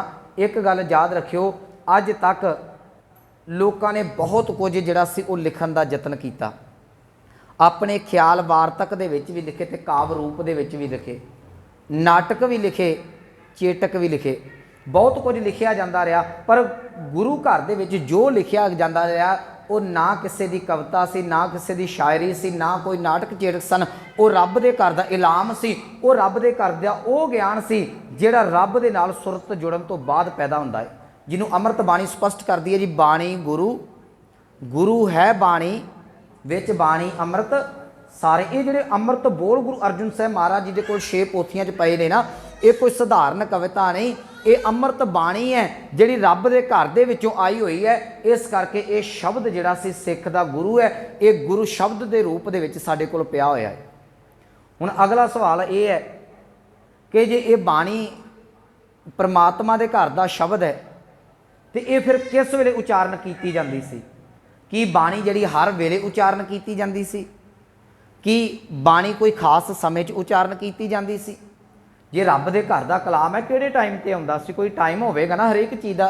सूरज जिहड़ा उदय हुंदा है, अस्त हुंदा, उहदा भी टाइम है। हाँ, गुरु ग्रंथ साहब की अमृत बाणी जदों भी आउंदी सी ये किसी खास मौके ते आउंदी सी। वो मैं कुछ उदाहरणां बाणी चों वणगियां दे देना। ये सब तो पहली गल, रब दे घर दा कलाम उन्हां हिरदियां दे विच प्रगट हुंदा है जिहड़े हिरदे परमात्मा दे नाल जुड़ चुके होए ने। मैं अगे जाके बेनती करनी है, गुरु शब्द ते गुरु देह दे विच की अंतर हुंदा वो आपां अगे जाके स्पष्ट करांगे। ਜਦੋਂ ਕੋਈ ਵੀ ਰੱਬ ਦਾ ਪਿਆਰਾ ਸਿਮਰਨ ਕਰਦਾ ਹੈ, ਬੰਦਗੀ ਕਰਦਾ, ਉਹਦੀ ਸੁਰਤ ਪਰਮਾਤਮਾ ਦੇ ਨਾਲ ਜੁੜੀ, ਉਹ ਜੁੜੀ ਹੋਈ ਸੁਰਤ ਦੇ ਵਿੱਚੋਂ ਪਰਮਾਤਮਾ ਦੇ ਨਾਲ ਹੋਏ ਮਿਲਾਪ ਦੇ ਵਿੱਚੋਂ ਜਿਹੜਾ ਗਿਆਨ ਪ੍ਰਗਟ ਹੋਇਆ ਉਹਨੂੰ ਅਸੀਂ ਰੱਬ ਦੇ ਬੋਲ ਜਾਂ ਉਹਨੂੰ ਅਸੀਂ ਬਾਣੀ ਕਹਿੰਦੇ ਆ। ਇਹ ਥਾਂ ਪਰ ਥਾਂ ਜਿਹੜੀ ਸੀ ਉਚਾਰਨ ਕੀਤੀ ਜਾਂਦੀ ਰਹੀ। ਕੁਝ ਉਦਾਹਰਨਾਂ ਦੇ ਦੇਣਾ। ਜਿਸ ਵੇਲੇ ਕੋਈ ਰੱਬ ਦਾ ਪਿਆਰਾ ਜਿਹੜਾ ਹੈ, ਮੈਂ ਸੌਖਾ ਜਿਹਾ ਸ਼ਬਦ ਰੱਬ ਦਾ ਪਿਆਰਾ ਵਰਤਦਾ, ਉਹ ਗੁਰੂ ਸਾਹਿਬ ਵੀ ਹੋ ਸਕਦੇ ਆ, ਭਗਤ ਸਾਹਿਬਾਨ ਵੀ ਨੇ, ਇਹ ਭੱਟ ਸਾਹਿਬਾਨ ਵੀ ਨੇ, ਤੇ ਗੁਰਸਿੱਖ ਵੀ ਨੇ ਜਿਨ੍ਹਾਂ ਦੀ ਸਾਡੇ ਕੋਲ ਜਿਹੜੀ 35 ਮਹਾਂਪੁਰਖਾਂ ਦੀ ਬਾਣੀ ਹੈ। ਉਹ ਹੋਇਆ ਕਿ ਵੀ ਜਿਸ ਵੇਲੇ ਇਹ ਰੱਬ ਦੇ ਪਿਆਰੇ ਰੱਬ ਦੇ ਨਾਲ ਸੁਰਤ ਜੋੜਦੇ ਨੇ ਨਾ, ਉਦੋਂ ਇਹ ਰੱਬੀ ਜਿਹੜਾ ਕਲਾਮ ਉਸ ਵੇਲੇ ਇਹ ਪ੍ਰਗਟ ਹੁੰਦਾ ਹੈ, ਜਿਹਨੂੰ ਗੁਰੂ ਗ੍ਰੰਥ ਸਾਹਿਬ ਮਹਾਰਾਜ ਜੀ ਦੀ ਬਾਣੀ ਕਹਿੰਦੀ ਹੈ ਜੀ, ਅੰਮ੍ਰਿਤ ਬਾਣੀ ਤਤ ਵਖਾਣੀ ਗਿਆਨ ਧਿਆਨ ਦੇ ਵਿੱਚ ਆਈ। ਗਿਆਨ ਧਿਆਨ ਵਿੱਚ ਆਈ। ਇਹ ਉਹ ਗਿਆਨ ਨਹੀਂ ਕਿ ਜਿਹੜਾ 4 ਕਿਤਾਬਾਂ ਪੜ੍ਹੀਆਂ ਤੇ ਇੱਕ ਗਿਆਨ ਆ ਗਿਆ ਤੇ ਉਹਨੂੰ ਲਿਖ ਲਿਆ। ਅੱਜ ਕਵਿਤਾ ਕਿਵੇਂ ਲਿਖੀ ਜਾਂਦੀ ਹੈ? ਇੱਕ ਕੋਈ ਕਵਿਤਾ ਕਵੀ ਲਿਖਦਾ ਹੈ, ਕੋਈ ਸ਼ਾਇਰ ਸ਼ਾਇਰੀ ਲਿਖਦਾ ਹੈ, ਉਹ ਕੀ ਕਰਦਾ ਹੈ? 2-4 ਸ਼ਬਦ ਲਿਖਦਾ ਹੈ। ਜੇ ਤੇ ਉਹ ਫਿੱਟ ਹੁੰਦੇ ਨੇ ਉਹਨਾਂ ਨੂੰ ਲਿਖਤੀ ਰੂਪ ਦੇ ਦਿੱਤਾ ਜਾਂਦਾ, ਨਹੀਂ ਤੇ ਵਰਕਾ ਪਾੜ ਕੇ ਹੋਰ ਵਰਕਾ ਇਕੱਠਾ ਕਰ ਲਿਆ ਜਾਂਦਾ। ਇਹ ਬਾਣੀ ਇੱਦਾਂ ਨਹੀਂ ਸੀ ਕਿ 1-2 ਪੰਕਤੀਆਂ ਲਿਖੀਆਂ, ਨਹੀਂ ਗੱਲ ਬਣੀ ਤੇ ਫਿਰ ਪਾੜ ਦਿੱਤਾ, ਫਿਰ ਕਰ ਦਿੱਤਾ, ਨਹੀਂ। ਇਹ ਜਿਸ ਵੇਲੇ ਪ੍ਰਮਾਤਮਾ ਦੇ ਨਾਲ ਸੁਰਤ ਜੁੜਦੀ ਹੈ, ਉਸ ਵੇਲੇ ਜਿਹੜਾ ਰੱਬੀ ਗਿਆਨ ਪ੍ਰਗਟ ਹੁੰਦਾ ਹੈ, ਉਹ ਅੰਮ੍ਰਿਤ ਬਾਣੀ ਦੇ ਰੂਪ ਦੇ ਵਿੱਚ ਆਉਂਦਾ। ਉਹ ਕੁਝ ਵਣਗੀਆਂ ਨੇ ਸਾਡੇ ਕੋਲ ਬਾਣੀ ਦੇ ਵਿੱਚੋਂ, ਮੈਂ ਉਦਾਹਰਨਾਂ ਦੇ ਦੇਣਾ, ਇੱਕ 2 ਉਦਾਹਰਨਾਂ ਦੇ ਹੀ ਦੇਣਾ। ਜਿਸ ਵੇਲੇ ਸੁਰਤ ਪ੍ਰਮਾਤਮਾ ਦੇ ਨਾਲ ਜੁੜਦੀ ਹੈ ਕਿ ਕੋਈ ਰੱਬ ਦਾ ਪਿਆਰਾ ਗੁਰੂ ਸਾਹਿਬਾਨ ਜਾਂ ਭਗਤ ਸਾਹਿਬਾਨ ਰੱਬ ਦੇ ਨਾਲ ਗੱਲਾਂ ਕਰਦੇ ਨੇ, ਉਦੋਂ ਵੀ ਬਾਣੀ ਪ੍ਰਗਟ ਹੁੰਦੀ ਹੈ। ਜਿਵੇਂ ਅਸੀਂ ਬਚਨ ਪੜ੍ਹਦੇ ਹਾਂ, ਤੂੰ ਦਰਿਆਓ ਦਾਨਾ ਬੀਨਾ ਮੈਂ ਮਛਲੀ ਕੈਸੇ ਅੰਤ ਲਾਹਾਂ। ਇਹਦੇ ਵਿੱਚ ਕਿਸੇ ਹੋਰ ਦੀ ਗੱਲ ਨਹੀਂ। ਇਹ ਜਿਹੜੀ ਜੀਵ ਆਤਮਾ ਪਰਮ ਆਤਮਾ ਦੇ ਨਾਲ ਗੱਲ ਕਰਦੀ ਹੈ। ਗੁਰੂ ਸਾਹਿਬ ਪਰਮਾਤਮਾ ਦੇ ਨਾਲ ਸਿੱਧੀ ਗੱਲ ਕਰਦੇ ਨੇ ਕਿ ਪਰਮਾਤਮਾ ਤੂੰ ਦਰਿਆ ਦੇ ਵਾਂਗ ਹੈ, ਮੈਂ ਮਛਲੀ ਦੇ ਵਾਂਗ ਹੈ। ਮਛਲੀ ਪਾਣੀ ਤੋਂ ਬਿਨਾਂ, ਦਰਿਆ ਤੋਂ ਬਿਨਾਂ ਨਹੀਂ ਰਹਿ ਸਕਦੀ, ਮੈਂ ਤੇਰੇ ਤੋਂ ਬਿਨਾਂ ਨਹੀਂ ਰਹਿ ਸਕਦਾ। ਜਦੋਂ ਪਰਮਾਤਮਾ ਦੇ ਨਾਲ ਸੁਰਤ ਜੁੜੀ ਹੋਣੀ। ਰਹਿ ਰਾਸ 'ਚ ਭਾਈ ਸਾਹਿਬ ਸ਼ਬਦ ਪੜ੍ਹ ਰਹੇ ਸਨ, ਜਪ ਤਪ ਸੰਜਮ ਧਰਮ ਨਾ ਕਮਾਇਆ, ਆਪਣੇ ਔਗਣ ਦੇਖੇ, ਉਦੋਂ ਵੀ ਬਾਣੀ ਆਈ। ਪਰ ਕਿਸੇ ਦੇ ਨਾਲ ਨਹੀਂ, ਸਿਰਫ ਰੱਬ ਦੇ ਨਾਲ ਸਿੱਧੀ ਗੱਲ ਹੋਈ, ਤਾਰ ਜੁੜ ਗਈ ਨਾ ਪਰਮਾਤਮਾ ਦੇ ਨਾਲ। ਇਹ ਹੋਰ ਤੈਨੂੰ ਸੌਖਾ ਕਰ ਦੇਵਾਂ, ਜਿਵੇਂ ਅਸੀਂ ਕਿਸੇ ਆਪਣੇ ਭੈਣ ਭਰਾ ਸਕੇ ਕਿਸੇ ਦੇ ਨਾਲ ਕੋਈ ਗੱਲ ਦੱਸਣੀ ਹੋਵੇ, ਅੱਜ ਬਹੁਤ ਸੌਖਾ ਸਾਡੇ ਕੋਲ, ਅਸੀਂ ਫੋਨ ਕਰ ਦਿੰਦੇ ਹਾਂ, ਫੋਨ ਲੱਗ ਜਾਂਦਾ, ਉਸ ਤੋਂ ਬਾਅਦ ਗੱਲ ਦੱਸੀ ਜਾਂਦੀ ਹੈ ਕਿ ਭਾਈ ਆਹ ਗੱਲ ਇੱਦਾਂ ਦੀ ਹੈ। ਇਹ ਸੇਮ ਪ੍ਰੋਸੈਸ ਸੀ ਜਦੋਂ ਇਹ ਰੱਬ ਦੇ ਪਿਆਰਿਆਂ ਦੀ ਸੁਰਤ ਪਰਮਾਤਮਾ ਦੇ ਨਾਲ ਜੁੜਦੀ, ਉਸ ਵੇਲੇ ਜਿਹੜਾ ਸੀ ਆਪਣੇ ਅੰਦਰ ਦੀ ਵੇਦਨਾ ਪ੍ਰਗਟ ਕੀਤੀ ਜਾਂਦੀ ਹੈ। ਹੁਣ ਗੁਰੂ ਸਾਹਿਬ ਦੀ ਸੁਰਤ ਪਰਮਾਤਮਾ ਦੇ ਵਿੱਚ ਜਦੋਂ ਅਭੇਦ ਹੈ, ਉਹਦੇ ਚਿੱਤ ਦੇ ਵਿੱਚ ਧਿਆਨ ਦੇ ਵਿੱਚ ਬੈਠਦੇ ਨੇ, ਉੱਥੇ ਸ਼ਬਦ ਉਚਾਰਨ ਕਰਦੇ ਨੇ ਕਿ ਜਪ ਤਪ ਸੰਜਮ ਧਰਮ ਨਾ ਕਮਾਇਆ, ਸੇਵਾ ਸਾਧਨਾ ਜਾਣਿਆ ਹਰ ਰਾਇਆ, ਕਹੋ ਨਾਨਕ ਹਮ ਨੀਚ ਕਰਮਾ ਸ਼ਰਨ ਪਰੇ ਕੀ ਰਾਖੋ ਸ਼ਰਮਾ। ਇਸ ਤਰੀਕੇ ਦੇ ਨਾਲ ਬਾਣੀ ਪ੍ਰਗਟ ਹੁੰਦੀ ਹੈ। ਅਗਲੀ ਉਦਾਹਰਨ, ਜਿਸ ਵੇਲੇ ਗੁਰੂ ਸਾਹਿਬ ਇਹ ਕਿਸੇ ਦੁਖੀਏ ਨੂੰ ਵੇਖਦੇ ਨੇ, ਗੁਰੂ ਨਾਨਕ ਸਾਹਿਬ ਪਾਕ ਪਟਨ ਜਾਂਦੇ ਨੇ, ਉੱਥੇ ਕੋੜੀ ਮਿਲਦਾ ਦੀਪਾਲਪੁਰ ਦਾ, ਦੀਪਾਲਪੁਰ ਜਾਂਦੇ ਨੇ, ਦੀਪਾਲਪੁਰ ਦੇ ਵਿੱਚ ਕੋੜੀ ਮਿਲਦਾ ਹੈ। ਤੇ ਕੋੜੀ ਨੂੰ ਵੇਖ ਕੇ ਵੀ ਇਹ ਜਦੋਂ ਕਿਸੇ ਦੁਖੀਏ ਨੂੰ ਵੇਖਦੇ ਨੇ, ਉਦੋਂ ਵੀ ਬਾਣੀ ਜਿਹੜੀ ਪ੍ਰਗਟ ਹੁੰਦੀ ਹੈ। ਉੱਥੇ ਵੀ ਜਿਹੜੇ ਨੇ ਸਤਿਗੁਰੂ ਅੰਮ੍ਰਿਤ ਬਾਣੀ ਦਾ ਜਿਹੜਾ ਸ਼ਬਦ ਉਚਾਰਨ ਕਰਦੇ ਨੇ ਕਿ ਜੀਓ ਤਪਤ ਹੈ ਬਾਰੋ ਬਾਰ, ਤਪ ਤਪ ਖਪੈ ਬਹੁਤ ਬੇਕਾਰ, ਜੈ ਤਨ ਬਾਣੀ ਵਿਸਰ ਜਾਏ, ਜਿਉਂ ਪੱਕਾ ਰੋਗੀ ਵਿਲ ਲਾਏ। ਕਿਸੇ ਦੁਖੀਏ ਨੂੰ ਵੇਖਿਆ ਜਾਂਦਾ ਹੈ, ਬਾਣੀ ਉਦੋਂ ਵੀ ਪ੍ਰਗਟ ਹੁੰਦੀ ਹੈ। ਅਗਲੀ ਉਦਾਹਰਨ, ਜਿਸ ਵੇਲੇ ਆਉਣ ਵਾਲੇ ਸਮੇਂ ਨੂੰ ਵੇਖਿਆ ਜਾਂਦਾ ਹੈ ਕਿ ਇੱਥੇ ਹਮਲਾਵਰ ਚੜ੍ਹ ਕੇ ਆ ਰਹੇ ਨੇ, ਇੱਥੋਂ ਦੀ ਲੋਕ ਕੁਰੀਤੀਆਂ ਦੇ ਵਿੱਚ ਪੈ ਚੁੱਕੇ ਨੇ, ਇੱਥੇ ਦੇ ਲੋਕ ਇਯਾਸ਼ੀਆਂ ਦੇ ਵਿੱਚ ਪੈ ਚੁੱਕੇ ਨੇ, ਉਸ ਵੇਲੇ ਵੀ ਬਾਣੀ ਉਚਾਰਨ ਕੀਤੀ ਜਾਂਦੀ ਹੈ। ਗੁਰੂ ਨਾਨਕ ਸਾਹਿਬ ਦੇ 2 ਇਹਦੇ ਪ੍ਰਥਾਏ ਸ਼ਬਦ ਮੈਂ ਸਾਂਝੇ ਕਰ ਦੇਣਾ, ਸਿਰਫ 2 ਉਦਾਹਰਨਾਂ। ਇੱਕ, ਜਿਸ ਵੇਲੇ ਇੱਥੋਂ ਦੇ ਲੋਕ ਔਰਤਾਂ ਅਤੇ ਮਰਦ ਇਯਾਸ਼ੀਆਂ ਦੇ ਵਿੱਚ ਖਚਿਤ ਹੋ ਗਏ, ਉੱਥੇ ਵੀ ਗੁਰੂ ਨਾਨਕ ਸਾਹਿਬ ਮਹਾਰਾਜ ਜੀ ਦਾ ਅੰਮ੍ਰਿਤ ਬਚਨ ਮਿਲਦਾ ਹੈ ਕਿ ਰੰਨਾ ਹੋਈਆਂ ਬੋਧੀਆਂ ਪੁਰਸ਼ ਹੋਏ ਸਯਾਦ, ਸੀਲ ਸੰਜਮ ਸੁੱਚ ਪੰਨੀ ਖਾਣਾ ਖਾਜ ਆਹਾਜ। ਜਿਸ ਵੇਲੇ ਇਹਨਾਂ ਦਾ ਕਰੈਕਟਰ ਵੇਖਿਆ, ਉਦੋਂ ਵੀ ਬਾਣੀ ਆਈ। ਜਿਸ ਵੇਲੇ ਇਹਨਾਂ ਦਾ ਜੀਵਨ ਗਿਰਦਾ ਹੋਇਆ ਵੇਖਿਆ ਕਿ ਇੱਥੇ ਹਮਲਾਵਰ ਆਣ ਕੇ ਇੱਥੇ ਹਮਲਾ ਕਰਨਗੇ, ਉਦੋਂ ਵੀ ਭਾਈ ਲਾਲੋ ਨੂੰ ਮੁਖਾਰਬਿੰਦ ਹੋ ਕੇ ਕਹਿ ਦਿੱਤਾ ਕਿ ਭਾਈ ਲਾਲੋ ਇੱਥੇ ਆਣ ਕੇ ਲੁੱਟਿਆ ਜਾਵੇਗਾ, ਕੁੱਟਿਆ ਜਾਵੇਗਾ। ਕਿਉਂਕਿ ਇਹਨਾਂ ਦੇ ਲੋਕਾਂ ਦੇ ਅੰਦਰੋਂ ਜ਼ਮੀਰ ਮਰ ਚੁੱਕੀ ਹੋਈ ਹੈ। ਉੱਥੇ ਵੀ ਬਾਣੀ ਆਈ ਕਿ ਜੈਸੀ ਮੈਂ ਆਵੈ ਖਸਮ ਕੀ ਬਾਣੀ, ਤੈਸੜਾ ਕਰੀ ਗਿਆਨ ਵੇ ਲਾਲੋ, ਪਾਪ ਕੀ ਜੰਜ ਲੈ ਕਾਬਲੋਂ ਧਾਇਆ ਜੋਰੀ ਮੰਗੈ ਦਾਨਵੇਂ ਲਾ ਲਓ। ਇਹ ਵੀ ਭਵਿੱਖ ਦੇ ਰੂਪ ਦੇ ਵਿੱਚ ਬਾਣੀ ਪ੍ਰਗਟ ਹੁੰਦੀ ਹੈ। ਉਸ ਤੋਂ ਬਾਅਦ ਜਿਸ ਵੇਲੇ ਹਮਲਾਵਰ ਚੜ੍ਹ ਕੇ ਆਉਂਦਾ ਹੈ, ਉਹ ਆਣ ਕੇ ਹੱਲਾ ਕਰਦਾ ਹੈ, ਤੇ ਉਸ ਵੇਲੇ ਦਾ ਸੱਚ ਵੀ ਗੁਰੂ ਨਾਨਕ ਸਾਹਿਬ ਜੀ ਪੇਸ਼ ਕਰਦੇ ਨੇ। ਬਾਬਰ ਚੜ੍ਹ ਕੇ ਆਇਆ, ਸਾਡੇ ਵਿਦਵਾਨਾਂ ਨੇ ਲਿਖ ਦਿੱਤਾ ਜੀ ਬਾਬਰ ਨੂੰ ਬਾਬਰ ਨਹੀਂ ਤੂੰ ਜਾਬਰ ਹੈ। ਯਾਦ ਰੱਖਿਓ, ਗੁਰੂ ਨਾਨਕ ਸਾਹਿਬ ਨੇ ਬਾਬਰ ਨੂੰ ਜਾਬਰ ਨਹੀਂ ਕਿਹਾ। ਇਹ ਸਾਡੇ ਵਿਦਵਾਨਾਂ ਨੇ ਲਿਖਿਆ ਹੋਇਆ, ਬਾਬਰ ਤੂੰ ਬਾਬਰ ਨਹੀਂ ਜਾਬਰ ਹੈ। ਗੁਰੂ ਨਾਨਕ ਸਾਹਿਬ ਮਹਾਰਾਜ ਜੀ ਨੇ ਉਹਨੂੰ ਜੰਮ ਕਰਕੇ ਲਿਖਿਆ ਹੋਇਆ ਹੈ। ਉਹ ਅਸੀਂ ਬਚਨ ਪੜ੍ਹਦੇ ਹਾਂ, ਖੁਰਾਸਾਨ ਖਸਮਾਨਾ ਕੀਆ ਹਿੰਦੁਸਤਾਨ ਡਰਾਇਆ ਆਪੇ ਦੋਸ਼ ਨਾ ਦੇਈ ਕਰਤਾ ਜੰਮ ਕਰ ਮੁਗਲ ਚੜਾਇਆ। ਜੰਮ ਦਾ ਰੂਪ ਹੋ ਕੇ ਜਿਹੜਾ ਹੈ ਇਹ ਮੁਗਲ ਚੜ੍ਹ ਕੇ ਇੱਥੇ ਜਿਹੜਾ ਬਾਬਰ ਚੜ੍ਹ ਕੇ ਆਉਂਦਾ ਹੈ। ਇਸ ਤਰੀਕਿਆਂ ਦੇ ਨਾਲ ਰੱਬ ਦਾ ਕਲਾਮ, ਰੱਬ ਦੇ ਘਰ ਦਾ ਗਿਆਨ ਆਇਆ। ਉਸ ਤੋਂ ਬਾਅਦ ਕੋਈ ਸਿੱਖ ਮਿਲਦਾ ਹੈ, ਕੋਈ ਭਾਵਨਾ ਵਾਲਾ, ਕੋਈ ਜਗਿਆਸੂ ਮਿਲਦਾ ਹੈ, ਆਪਣੇ ਅੰਦਰ ਦੀ ਵੇਦਨਾ ਪੁੱਛਦਾ ਹੈ ਰੱਬ ਦੇ ਘਰ ਦੇ ਬਾਰੇ, ਕੋਈ ਰੱਬ ਦੇ ਘਰ ਦਾ ਰਾਹ ਪੁੱਛਦਾ, ਉੱਥੇ ਵੀ ਬਾਣੀ ਪ੍ਰਗਟ ਕੀਤੀ ਜਾਂਦੀ ਹੈ। ਇੱਕ ਗੁਰੂ ਅਰਜਨ ਸਾਹਿਬ ਮਹਾਰਾਜ ਜੀ ਦੀ ਅੰਮ੍ਰਿਤ ਬਾਣੀ ਹੈ ਗੁਣਵੰਤੀ, ਉਹ 'ਚੋਂ 2 ਪੰਕਤੀਆਂ ਸਾਂਝੀਆਂ ਕਰ ਦੇਣਾ। ਜੋ ਦਿਸੈ ਗੁਰ ਸਿੱਖੜਾ, ਉਹਦੇ ਵਿੱਚੋਂ ਹੀ ਮੈਂ ਪੰਕਤੀਆਂ ਅਰਜ ਕਰ ਦੇਣਾ।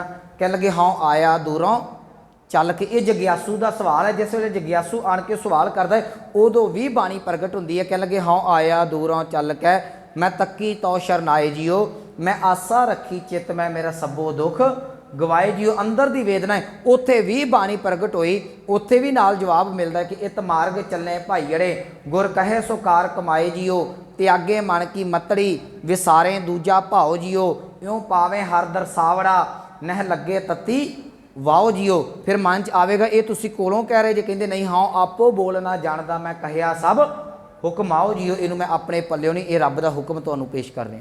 ਸੋ ਇਸ ਤਰੀਕੇ ਦੇ ਨਾਲ ਜਦੋਂ ਜਦੋਂ ਵੀ ਵੱਖੋ ਵੱਖ ਸਮੇਂ ਨੂੰ ਵੇਖਿਆ ਗਿਆ ਤੇ ਜਿਹੜੀ ਸੀ ਬਾਣੀ ਪ੍ਰਗਟ ਕੀਤੀ ਗਈ।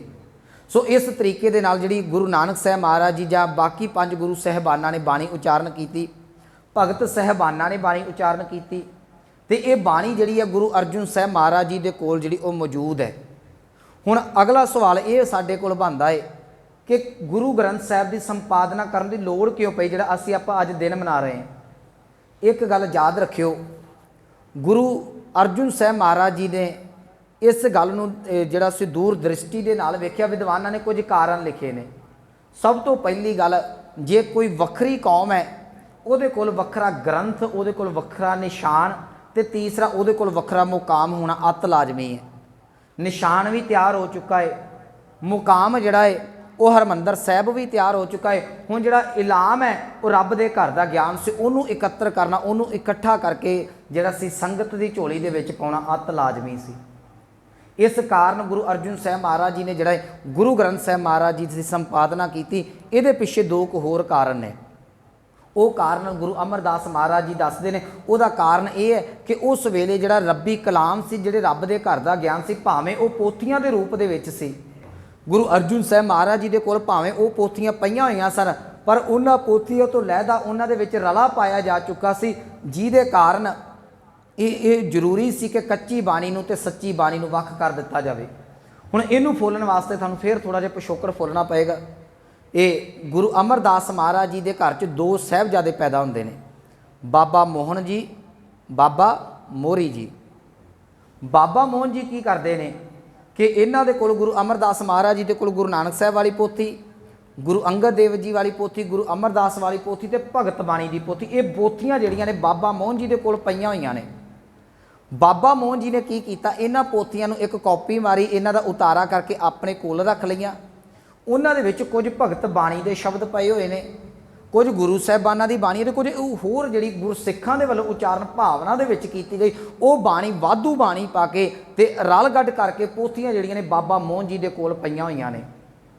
ਤੇ ਇਹ ਸੰਗਤ ਦੇ ਵਿੱਚ ਦੁਬਿਧਾ ਪੈ ਜਾਂਦੀ ਸੀ ਕਿ ਪੋਥੀ ਹੁਣ ਪੜ੍ਹਨੀ ਤੇ ਪੜ੍ਹਨੀ ਕਿਹੜੀ ਹੈ। ਇਹਨੂੰ ਗੁਰੂ ਅਮਰਦਾਸ ਮਹਾਰਾਜ ਜੀ ਨੇ ਬਿਲਕੁਲ ਸਪਸ਼ਟ ਕਰਕੇ ਸਾਡੇ ਸਾਹਮਣੇ ਰੱਖਿਆ ਹੈ। 2 ਪੌੜੀਆਂ ਮਿਲਦੀਆਂ ਜੀ ਆਨੰਦ ਸਾਹਿਬ ਦੇ ਵਿੱਚ ਇਹਦੇ ਪ੍ਰਥਾਏ। ਇੱਕ ਇਹ ਅਸੀਂ ਬਚਨ ਪੜ੍ਹਦੇ ਹਾਂ ਕਿ ਆਵੋ ਸਿੱਖ ਸਤਿਗੁਰੂ ਕੇ ਪਿਆਰਿਓ ਗਾਵੋ ਸੱਚੀ ਬਾਣੀ। ਆਓ ਜੇ ਤੁਸੀਂ ਗਾਉਣੀ ਹੈ ਤੇ ਸੱਚੀ ਬਾਣੀ ਨੂੰ ਗਾਓ, ਕਿਉਂਕਿ ਜਿਹੜੀ ਸੱਚੀ ਬਾਣੀ ਤੋਂ ਬਿਨਾਂ ਹੈ ਨਾ ਉਹਦਾ ਕਿਸੇ ਵੀ ਪਾਸੇ ਨਹੀਂ ਲੱਗਣ ਦਿੰਦੀ। ਇਹਦੇ ਨਾਲ ਹੀ ਅਸੀਂ ਅਗਲੀ ਪੌੜੀ ਵੀ ਪੜ੍ਹਦੇ ਹਾਂ ਕਿ ਸਤਿਗੁਰੂ ਬਿਨਾਂ ਹੋਰ ਕੱਚੀ ਹੈ ਬਾਣੀ, ਬਾਣੀ ਤਾਂ ਕੱਚੀ ਸਤਿਗੁਰੂ ਬਾਝੋਂ ਹੋਰ ਕੱਚੀ ਬਾਣੀ, ਕਹਿੰਦੇ ਕੱਚੇ ਸੁਣਦੇ ਕੱਚੇ ਕੱਚੀ ਆਖ ਵਖਾਣੀ। ਇਹਦਾ ਭਾਵ ਗੁਰੂ ਅਮਰਦਾਸ ਮਹਾਰਾਜ ਜੀ ਦੇ ਵੇਲੇ ਹੀ ਬਾਣੀ ਦੇ ਵਿੱਚ ਰਲਾ ਪੈ ਚੁੱਕਾ ਸੀ। ਇੱਕ ਹੋਰ, ਇਹ ਗੁਰੂ ਅਮਰਦਾਸ ਮਹਾਰਾਜ ਜੀ ਨੇ 22 ਮੰਜੀਆਂ ਦਿੱਤੀਆਂ। ਉਹਨਾਂ 22 ਮੰਜੀਆਂ ਦੇ ਵਿੱਚੋਂ ਇੱਕ ਮੰਜੀ ਜਿਹੜੀ ਹੈ ਜੰਡਿਆਲੇ ਦੇ ਰਹਿਣ ਵਾਲੇ ਭਾਈ ਹੰਦਾਲ ਨੂੰ ਦਿੱਤੀ ਹੈ। ਭਾਈ ਹੰਦਾਲ ਜਿਹੜਾ ਬੜਾ ਪਿਆਰਾ ਸੀ ਗੁਰੂ ਅਮਰਦਾਸ ਜੀ ਦਾ ਸਿੱਖ, ਇਹ ਰਹਿਣ ਵਾਲਾ ਜੰਡਿਆਲੇ ਦਾ, ਜਿਹਨੂੰ ਅਸੀਂ ਅੱਜ ਗੁਰੂ ਕਾ ਜੰਡਿਆਲਾ ਕਹਿੰਦੇ ਹਾਂ, ਜੰਡਿਆਲਾ ਗੁਰੂ ਵੀ ਸ਼ਬਦ ਵਰਤਿਆ ਜਾਂਦਾ ਹੈ। ਇਹਦੇ ਘਰ ਦੇ ਵਿੱਚ 2 ਪੁੱਤਰ ਨੇ। ये जिहड़े दो पुत्र ने हुण भाई हंधाल आप ते प्रचारक है, ये बहुत भावना वाला सी, इहदे च कोई शक नहीं है।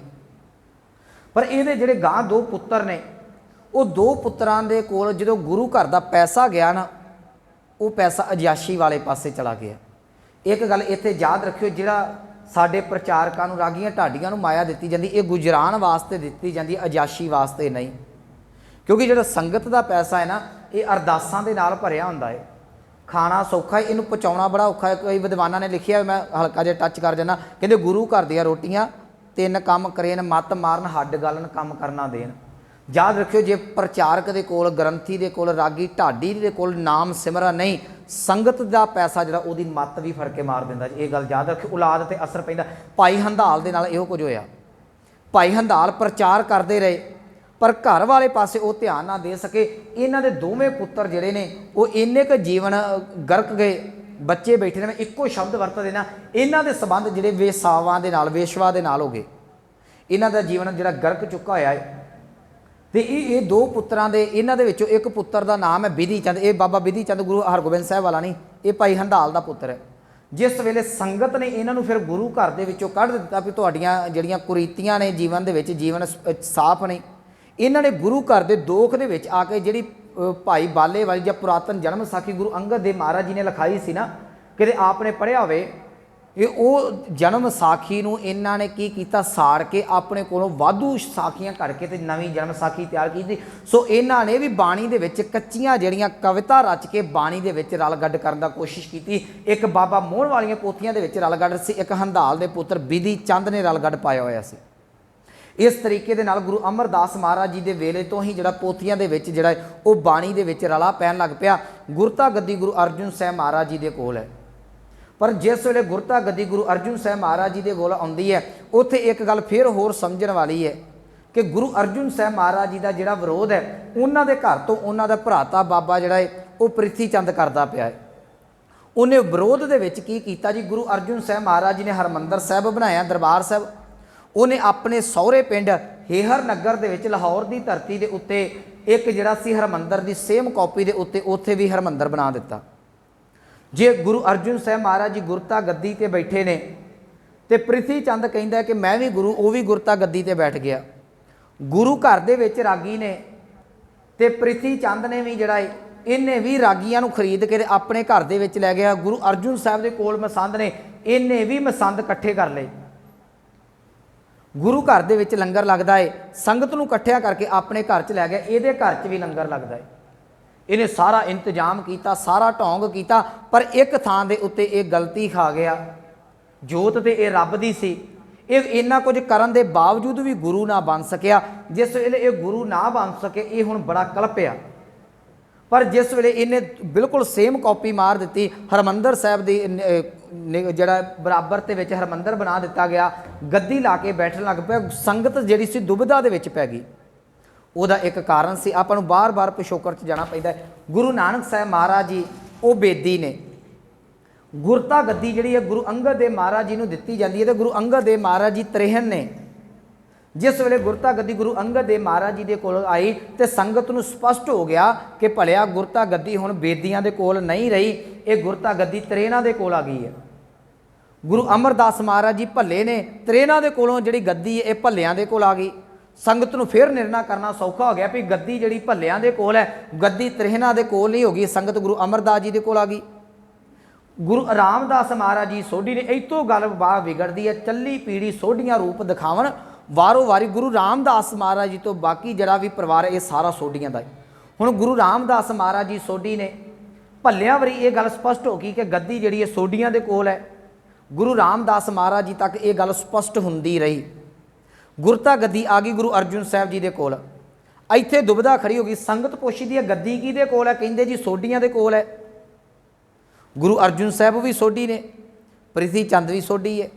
पुछया जांदा वेरवे दे नाल सोढ़ियां दे विचों किहदे कोल, कहिंदे गुरु पुत्तर दे कोल है। हुण प्रिथी चंद भी गुरु पुत्तर है, गुरु अर्जुन साहब भी, ये भी दोवें गुरु पुत्तर ने। संगत दे विच दुविधा पैदा हो गई कि गुरु जिहड़ा है वो गुरु अर्जुन साहब महाराज जी ने जां गुरु जिहड़ा है वो प्रिथी चंद है। इस तरीके दे नाल प्रिथी चंद ने जिहड़ा संगत दे विच इन्नी क दुविधा खड़ी कर दी कि संगत दे कोल निर्णय करना औखा हो गया।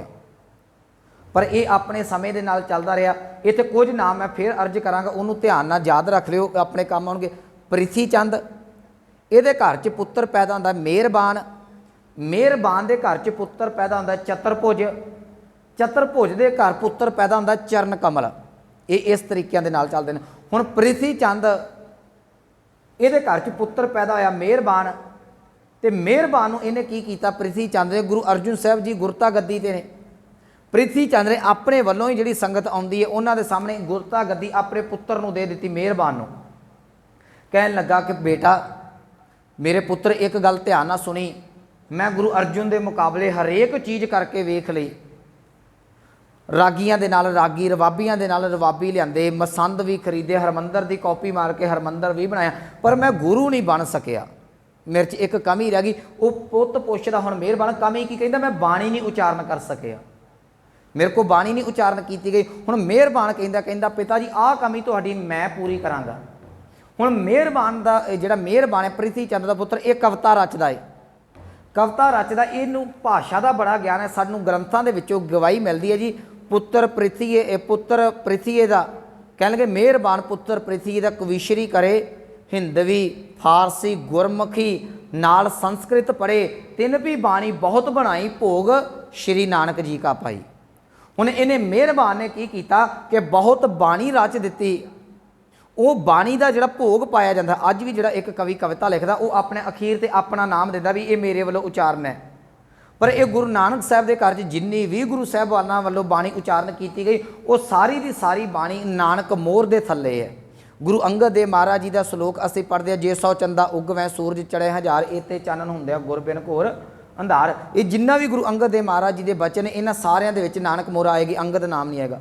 गुरु अमरदास जी की जिन्नी बाणी इत्थे नानक मोहर है, अमरदास नहीं आउंदी। गुरु रामदास, गुरु अर्जुन साहब तो गुरु तेग बहादुर, आपां अज गुरु तेग बहादुर साहब की गल नहीं करनी, पर जिन्नी भी गुरु घर दे विच बाणी उचारण की गई तो नानक मोहर ला दी गई। ये गल स्पष्ट हो गई कि गुरु नानक साहब की ही जोत है, ये शरीरां ने बाणी उचारण की है। हुण इहो मुश्किल जिहड़ी सी मेहरबान ने खड़ी की। एक गल याद रखियो, असी अपने हत्थीं अपनी कौम दीयां जड़ां वड्डदे पए हैं। अज साडे जिहड़े संत महात्मा साधु ने ना, इन्हां ने सुखमनी साहब के बदले गुरु ग्रंथ साहब दे विचों शब्द कट के एक गुड़का बनाया जी, उहदा नाम रखिया सुखमना साहब। तुहानूं कई संतां दा मिल जाएगा कि गिला ही पातशाहां दे पातशाह, रोल दित्तियां तेरे सरदारां खुद सरदारियां।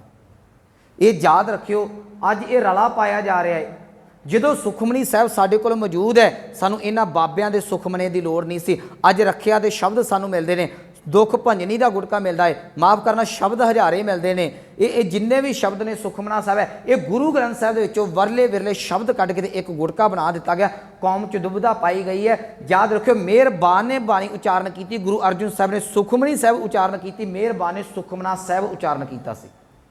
मैं पहले ही कह दिता, ये MA वालियां दा सिलेबस, MA च सारा कुछ आउंदा है। जिस वेले मेहरबान ने सुखमना साहब उचारण किया, संगतां दे विच फिर दुविधा पैदा हो गई। हुण सुखमनी पढ़नी है कि सुखमना पढ़ना है। इन्हां साडे बाबियां ने मेहरबान का काम मसला हल कर दिता, इन्हां ने सुखमना साहब दे दिता। हुण संगतां दे कोल अज तो कुछ समा बाद अज भी जिहड़ा है कुछ विभागां ने, जिहड़ा पटियाला हो गया, जिवें कुछ संस्थावां ने, यूनीवर्सिटियां ने, वो गुड़का सानूं मिलदा, क्योंकि जो सर्च करनी उदों लोड़ पैंदी है। मेहरबान का सुखमना साहब अज भी मिलदा है, सानू निर्णय करना औखा हो जाएगा। ये सुखमना गुरु ग्रंथ साहब के शब्द साडे बाबियां दे बनाए हुए ने जां मेहरबान वाला है। इस करके असी इन्हां चीज़ों तो बचीए। बाणी वो है जिहड़ी सरलेख दे इत्थे गुरु ग्रंथ साहब दे विच अंकित। जपजी साहब है सरलेख मिलता है, आसा दी वार है सरलेख मिलता है, अनेकां बाणियां साडी आनंद साहब नेतनेम दी उन्हां दा सरलेख मिलता है। सुखमनी साहब का दुख भंजनी का, मैनूं माफ़ करियो, रखिया दे शब्दां दा इन्हां दा कोई सरलेख नहीं मिलता। ये बाबियां दे वल्लों रला पाउण दे वास्ते बनाया होया है। मैं गल नूं नेड़े रखां, मेहरबान ने बाणी उचारण की, इन्हें बाणी के 2 भाग किए। गुरु अर्जुन साहब महाराज जी नूं 5 गुरु तक लिखता, क्योंकि गुरु अर्जुन साहब तक बाणी उचारण की है। इन्हें अपने प्यो नूं महला 6वां लिख दिता, अपने आप नूं महला 7वां लिख दिता। इहदे पुत्र ने अपने आप नूं महला चतुरभुज ने महला 8वां लिख दिता। चरण कमल के कोलों गल सांभी ना गई। इन्हां दा राज दरबार साहब ते 52 साल रहा सी। याद रखियो, जिस वेले हुण मेहरबान कवीशरी करदा है, ਇਹ ਮਿਹਰਬਾਨ ਬਾਣੀ ਉਚਾਰਨ ਕੀਤਾ ਹੈ ਤੇ ਇਹਨੇ ਮਹੱਲਾ 6ਵਾਂ 7ਵਾਂ ਤੇ 8ਵੇਂ ਦੇ ਸਰਲੇਖ ਹੇਠਾਂ ਬਾਣੀ ਦਰਜ ਕਰ ਦਿੱਤੀ। ਕਈ ਵਾਰੀ ਇਹ ਸਵਾਲ ਕੀਤੇ ਜਾਂਦੇ ਨੇ ਸੰਗਤ ਵੱਲੋਂ ਕਿ 5ਵਾਂ ਇਹ ਮਹੱਲਾ 6ਵਾਂ 7ਵਾਂ ਤੇ 8ਵੇਂ ਨੇ ਕਿਉਂ ਬਾਣੀ ਨੂੰ ਉਚਾਰਨ ਕੀਤੀ। ਉਹ ਇਸ ਕਰਕੇ ਤਿੰਨ ਗੁਰੂ ਸਾਹਿਬਾਨਾਂ ਨੇ ਬਾਣੀ ਨਹੀਂ ਉਚਾਰਨ ਕੀਤੀ, ਲੋਕਾਂ ਦੇ ਕੋਲ ਇਹ ਗੱਲ ਸਪਸ਼ਟ ਹੋ ਜੇ ਜਿਨ੍ਹਾਂ ਦੇ ਕੋਲ ਗੁਰਤਾ ਗੱਦੀ ਸੀ, ਜਿਹੜੇ ਗੁਰੂ ਸਨ, ਉਹਨਾਂ ਨੇ ਬਾਣੀ ਉਚਾਰਨ ਕੀਤੀ। ਇਹ ਜਿਹੜਾ ਮਹੱਲਾ 6ਵਾਂ 7ਵਾਂ 8ਵਾਂ ਇਹ ਪ੍ਰਿਥੀ ਚੰਦ ਦੀ ਔਲਾਦ ਪਈ ਕਰਦੀ ਹੈ। इस करके गुरु हरगोबिंद साहब, गुरु हर राय साहब तो गुरु हरकृष्ण महाराज जी ने बाणी उचारण नहीं की हुई। ये गल सिख नूं समझण योग है। आखिर मेहरबान ने जिस वेले बाणी उचारण की होया कि हरमंदर साहब की धरती के उत्ते कीर्तन हो रहा तो एक सिख ने गलती के नाल दो जड़ियाँ तुकां ने, दो जड़ियाँ पंक्तियां ने मेहरबान की बाणी दियां पढ़ दित्तियां। जिस वेले मेहरबान दियां वो कविता दियां पंक्तियां पढ़ियां गुरु अर्जुन साहब के कन्नां दे विच पईयां ते गुरु अर्जुन साहब ने एक फिर मीटिंग की। भाई गुरदास जी को बुलाया गया, बीड़ बाबा साहब तो बाबा बुढ़ा जी को बुलाया गया, होर सरमौर सिखां नूं बुला के ये गल कही कि बाबा जी भाई साहब ये ध्यान दिओ, संगत सुचेत होवे क्योंकि ये मोहरी सिख सन। अज मेहरबान रला पा रहा है, जे अज ना कौम नूं सांभिया गया आउण वाला समा साडे वास्ते बहुत औखा हो जाएगा। किन्ना चंगा है होवे कि असी बाणी जिहड़ी कच्ची नूं वखरी कर दईए ते पक्की नूं वखरी कर दईए, सच्ची बाणी अलग कर दईए ते जिहड़ी झूठी बाणी है उहनूं अलग कर दईए। सो इस तरीके दे नाल जिहड़ी बाणी दी संपादना दे आ कारण बनते हैं। हुण बाणी संपादना की गल चलदी है। याद रखियो दरबार साहब 1601 तक 1587 तो लैके 1601 तक पूर्ण तौर पर मुकम्मल हो चुका है। 1601 तो लैके 1604 तक गुरु ग्रंथ साहब महाराज जी की बाणी की संपादना का कार्य चलता है। अगली बेनती, हरमंदर साहब ये किसी गुरु का अस्थान नहीं, इनू ध्यान ना सुनियो। ननकाना साहब की याद दिवाउंदा है, गुरु नानक साहब का प्रकाश अस्थान है। बहुत सारे सानू पटना साहब गुरु कलगीधर पातशाह की याद दिवाउंदा है। दिल्ली के गुरुद्वारे गुरु हरकृष्ण साहब की याद दिवाउंदे ने। बहुत सारे गुरु घर ने जिथे गुरु साहबां दे मुबारक चरण पए ने, प्रकाश होया, ज्योति जोत समाए ने, उन्हां दी यादां दे विच बने हुए गुरु घर ने। हरमंदर साहब केवल ते केवल इहो जिहा साडे कोल अस्थान है जिथे गुरु साहब दे नां ते चरण पए ने, ना जन्म होया ना प्रकाश होया। इत्थे प्रकाश केवल ते केवल गुरु ग्रंथ साहब दा होया है। मेरे कहण दा भाव हरमंदर साहब दे अंदर किसी ने गद्दी ते नहीं बैठे, कोई गुरु साहब सरीरक हाथी च गद्दी ते नहीं बैठा। हरमंदर साहब निरोल गुरु ग्रंथ साहब के वास्ते बनाया गया सी। गुरु अर्जुन साहब जो हरमंदर साहब मुकम्मल हो गया ना, गुरु अर्जुन साहब हरमंदर साहब बह के उपदेश नहीं करते रहे। गुरु अर्जुन साहब उपदेश 68 तीर्थ के करते रहे। अज भी दुख भंजनी साहब के नाल गां जाओ ना तुसीं 68 तीर्थ मिलता है, उत्थे गुरु अर्जुन साहब जां मंजी साहब ये उत्थे बह के संगतां नूं उपदेश करते सन। एक याद रखण योग बात है, हरमंदर साहब की धरती के उत्ते गुरु साहबाना दे वल्लों कदी भी गुरता गद्दी ला के उत्थे बैठ के प्रचार नहीं किया गया, क्योंकि ये हरमंदर साहब वास्ते सारा कुछ तैयार किया गया। आखिर जिस वेले हुण गुरु ग्रंथ साहब महाराज जी की बाणी एकत्र करनी है, उस वेले प्रमुख चीज़ां सन कि बाणी दीयां पोथियां इकट्ठियां कीतियां जाण। गुरु अर्जुन साहब महाराज जी दे कोल 6 पोथियां ते पईयां ने, आपां थोड़ा पिछोकड़ च आईए। उस तो लैदा बाबे मोहन वालियां पोथियां भी मंगाईयां गईयां, क्योंकि ਇਹਦਾ भाव ये नहीं कि गुरु साहब कोल बाणी नहीं सी, ਇਹਦਾ भाव सी कि ये गल स्पष्ट कर ली जाए किते कोई ना कोई शब्द जिहड़ा बाकी पिया ना रह जाए। ਜਿਹੜੇ दूर दुराडे गुरु नानक साहब के कोल किते रब्बी कलाम किसी सिखां दे कोल पए सन, वो भी मंगाए गए। संगला दीप दे विचों जिहड़ी सी प्राण संगली भी मंगाई गई। ठीक है, वो किसी सिख ने भावना के नाल गुरु नानक साहब के नाम के हेठा लिख दी गई, वो नहीं प्रवान की गई। बाबा मोहन जी बारे इत्थे फिर रलगढ़ किया जाता है जी। गुरु अर्जुन साहब महाराज गए तो बाबा मोहन जी के परथाए जिहड़ा मोहन तेरे ऊचे मंदिर वाला शब्द उच्चारण किया गया। याद रखियो मैं ये कथा कर चुकिया होया कबीर पार्क, उत्थे भी स्पष्ट किया सी ये शब्द परमात्मा के परथाए है। इत्थे मोहन शब्द परमात्मा के लिए है, ना कि बाबे मोहन वास्ते। हुण गुरु ग्रंथ साहिब च पिछे शब्द आया सी मराठी का जी, ये बीठल, बीठल कृष्ण का अवतार मन्निया जाता है। वो अर्थ असीं कृष्ण थोड़ी करांगे, वो अर्थ परमात्मा किए जाते हैं। बाणी दे विच शब्द आउंदा है राम जपो जी ऐसे ऐसे कि वो अर्थ श्री रामचंद्र ने नहीं, वो अर्थ परमात्मा ने। सो इस तरीके दे नाल बाबा मोहन जी के कोलों जिहड़ियां पोथियां मंगा लईआं गईयां, ये 2 भागां दे विच सन। इन्हां दे विच 3 गुरु साहिबानां दी बाणी, कुछ वाधू शब्द अते 9 भगतां दी बाणी शामिल सी। सारी बाणी मौजूद नहीं सी।